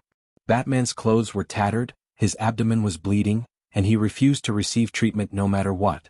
The teleportation was very precise. They were on the top floor of a tall building, and the building not far away was Gotham Art Gallery. However, this was not the main point.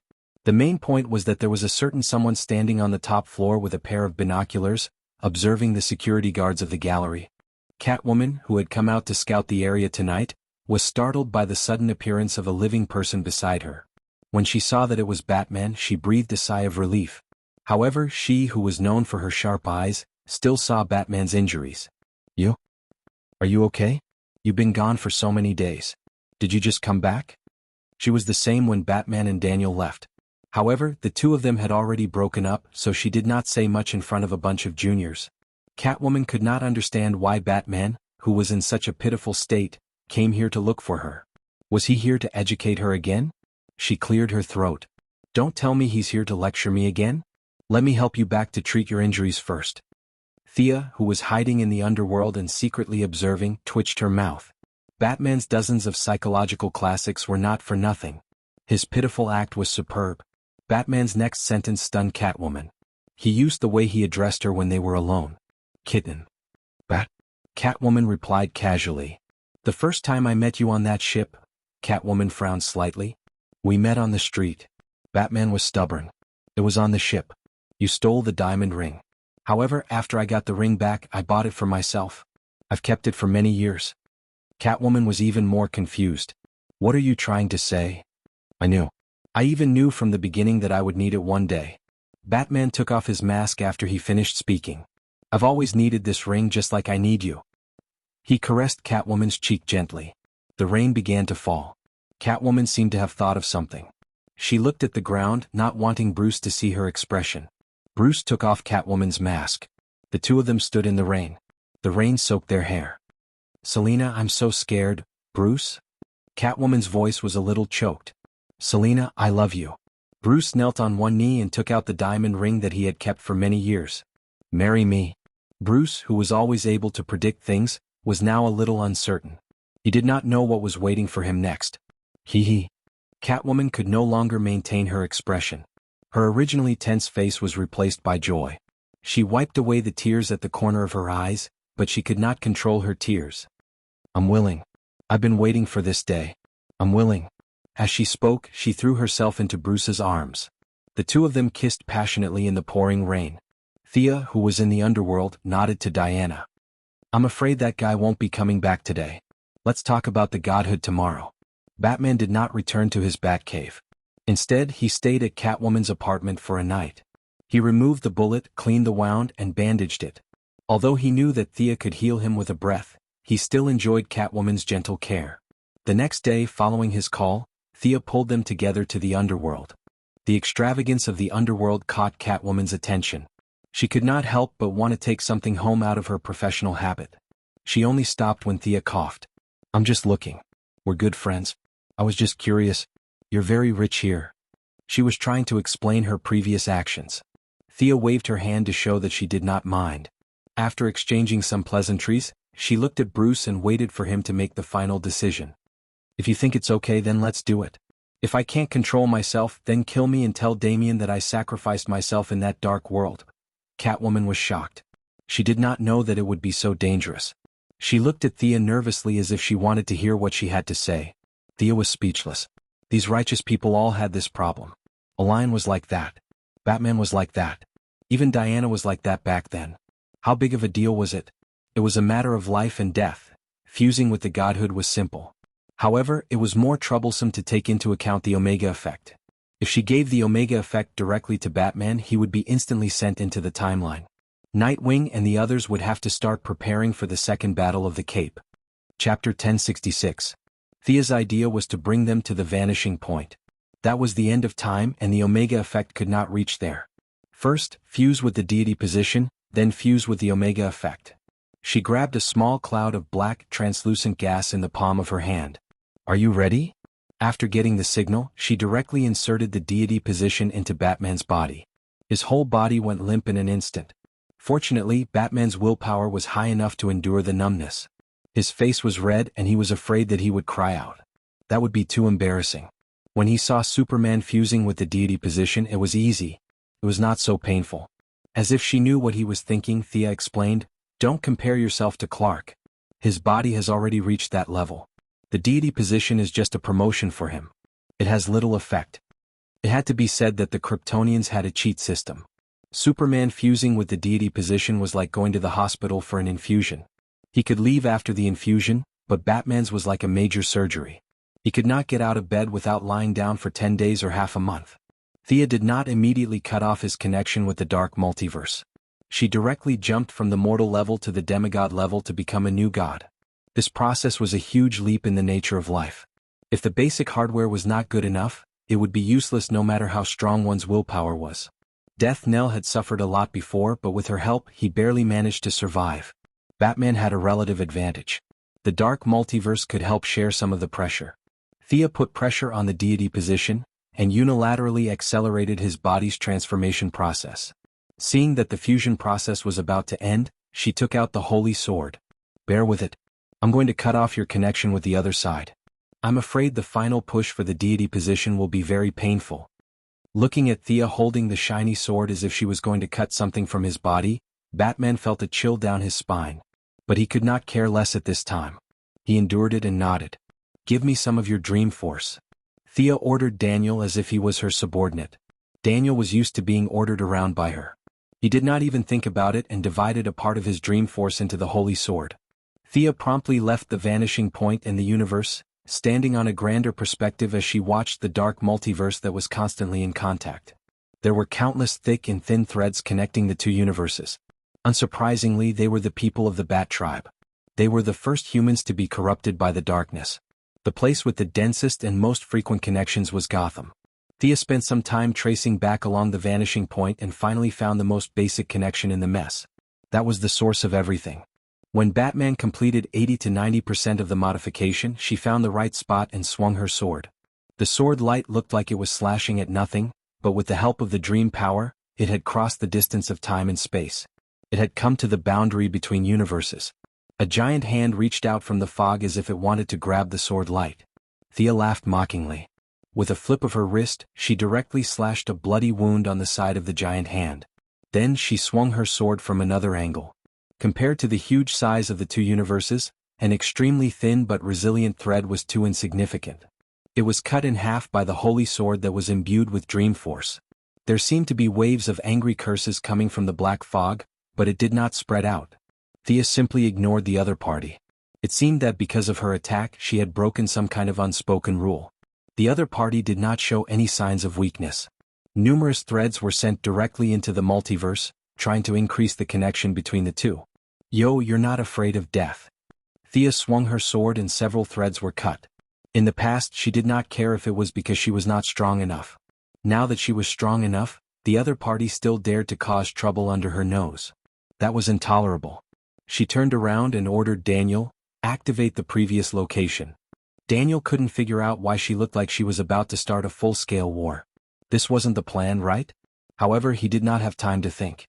He directly activated the setup in the Laughing Bat world. There was a sudden flash of light in the fog-like world of darkness. Although it was very weak, 1/10 of the nightmare had been cleared. Daniel could already mobilize a part of the Dream Force, gathering the power of the multiverse to affect this world. Thea also solidified the rules of this parallel universe. Unless one was stronger than her, there was no way to rewrite the rules. From now on, they would no longer sink into depravity and pain. Not all choices were the worst. Something called hope began to grow in the world of darkness. Thea's actions angered the other party. Barbados, who was wearing a black hood and had huge bat wings on his back, appeared from the depths of the darkness. He let out a soundless roar as if he was reprimanding Thea for breaking the rules of the game. The young mistress did not care at all. This guy was only at the peak of the multiverse. If not for the fusion of the universes, she could have killed him now. She pointed the tip of her sword at the other party. If you want to fight, then I will fight. Barbados did not understand her personality and chose to retreat for the time being. Although Thea lit a lamp in his territory, the passage between the two worlds was not closed. At most, he changed from the attacking party to the defending party. The relationship between the two universes was like the journey to the west. Whether Tang Sanzang went to the west to retrieve the scriptures or Buddha sent the scriptures to the Tang of the east, it did not have much of an impact on the outcome. Thea's actions did not cross the line. The few onlookers only expressed a limited amount of attention and then looked away. Barbados retreated with hatred, and Thea returned to Batman's side. The heavy shackles were cut off. If he was still immortal, he would not be troubled by nightmares anymore. Now it was even easier. His human body was remodeled from a deep level, and all the hidden injuries were removed. The traces of time faded from Bruce's face, and his face glowed again. "Hang in there, Bruce." Diana stood not far away and cheered him on. She could see that the fusion of the deity position had reached the final stage. Whether he would maintain the suppression of the deity position or be controlled by it depended on this final step. Thea was not very worried. Although Bruce took a big step, it should not be too difficult for him to maintain his original heart. Countless black gas surrounded Bruce, and countless low murmurs came from the darkness. The eyes of the ordinary people in the Council of the Master of Time were all blurred. Thea could only reach out and shield this area. After a whole day in the outside world, the black gas began to fade. It took 3 days for it to be completely retracted into the body. Bruce slowly straightened his chest and raised his head. The spine that was injured by Bane and the hidden injuries that were left from countless battles on the streets were all gone. He was relaxed and comfortable as if he had been reborn. Chapter 1067. After becoming a god, his entire body had been remolded. When Bruce regained consciousness, he realized that his Kevlar suit was a little uncomfortable because it was too big. After inheriting the dark divine position, his body was slimmer, and he was no longer the muscular European type. Even if his original clothes had some elasticity, it was not convenient to wear them anymore. Catwoman touched his chest, and there was a hint of regret at the corner of her mouth. To be honest, she still liked how he was full of strength before. Ignoring his fiancée's resentment, Bruce had experience with the yellow lamp. He slightly adjusted the power in his body and changed into a suit. "I seem to be able to see things very far away. Is this the feeling of having supervision? Do you and Clark usually see this far at a glance?" At this time, Bruce was like a research maniac who had obtained a new technological product, but this time the subject of research was himself. "Of course. Clark uses his vision, I don't." Thea felt that he was a little different from before. "Is this a god? I seem to hear countless voices talking in my ears, but I can't hear them clearly. Are you guys like this usually?" Bruce's personality had changed a little, and he was not as gloomy as before. Thea and Diana looked at each other. At least this was not a bad sign. However, to prevent him from indulging in power, Thea still poured cold water on him. "You're far worse than me. Don't think that you're a god now. You can't beat the previous Clark." Bruce frowned slightly. His originally excited mood fell from his throat back into his stomach. If he could not beat the previous Superman, then he was not very strong. Looking at his hands, Superman's humility and respect for ordinary people automatically appeared in his mind. He now needed to learn from him, change his mindset, and adjust his mentality. He was no longer a human but an extraordinaire. He laughed self-deprecatingly. "Looks like I'm not calm enough. Thank you for your timely reminder." Thea originally wanted to give him the Omega effect directly, but she found that after fusing with the God of Darkness, Bruce had reached the limit of his rationality. It would not benefit him at all to bear this ultimate power. It was better to wait until he was more stable. Thea also saw that Bruce had a deep understanding of fear.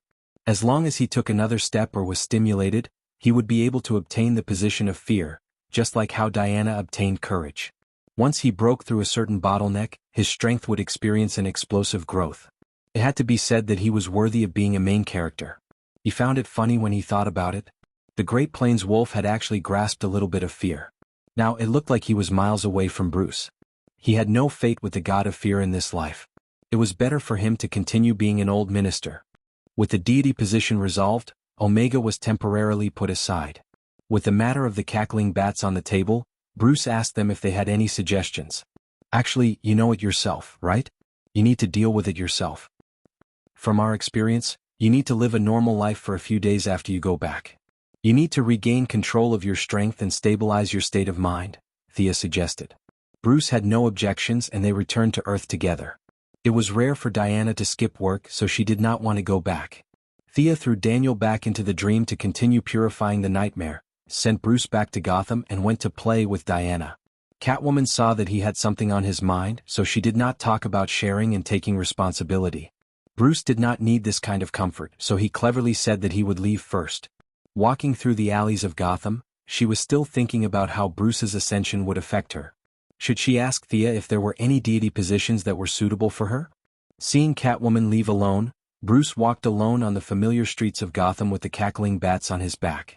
The most basic characteristic of the deity of darkness was invisibility. Although he did not have much control over it now, he could still use it passively. How long had it been since he walked with his feet? He felt that he had suddenly become sentimental. For so many years he had called himself a mortal, but in fact he had never lived like a mortal for a few days.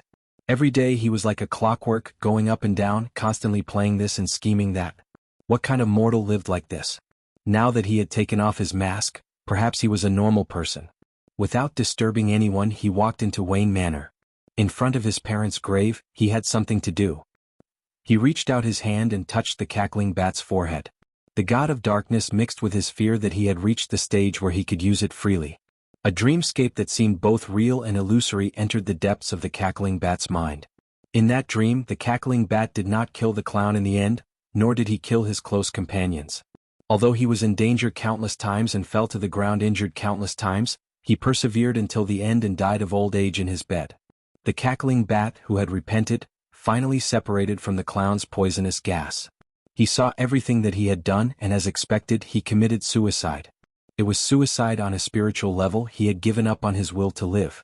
Reflected in his body in the outside world, he took his last breath. Bruce looked at all of this silently. He did not know if what he had done was right. This dark version that had the same experience as him had repented at the last moment. Unfortunately, the mistake had been made, and he could only use his own death to wash away the past and redeem his soul. Bruce took out a shovel and buried this guy in the Wayne family graveyard beside his parents, as a substitute for the normal him, and to remind himself not to take the wrong path. After a wild day outside, Damien returned home after dinner. When he saw Bruce for the first time, he was completely confused. "Who are you?" he said as he threw out a bat dart. Bruce caught it easily. Faced with his son's look of disbelief, he was helpless. He could only briefly explain. Damien was also present when he left, but he did not know if his father's change was good or bad. Damien ate dinner doubtfully. He felt that this father of his was not like his father anymore. He who used to only drink plain water started to drink alcohol today. All his strict eating habits were thrown out the window. He did not have any private life in the past. All day long he wore a cape and a hood and stayed in that cave to do unknown research. Today, for the first time, he even watched television after dinner. He even cared about Damien and Raven. After chatting for 30 minutes, he walked slowly to the Bat Cave. "Something's wrong with my dad." Thea and Diana had gone to play. Other than God, no one could find them, let alone him. Damien could only ask Raven, his soon-to-be girlfriend.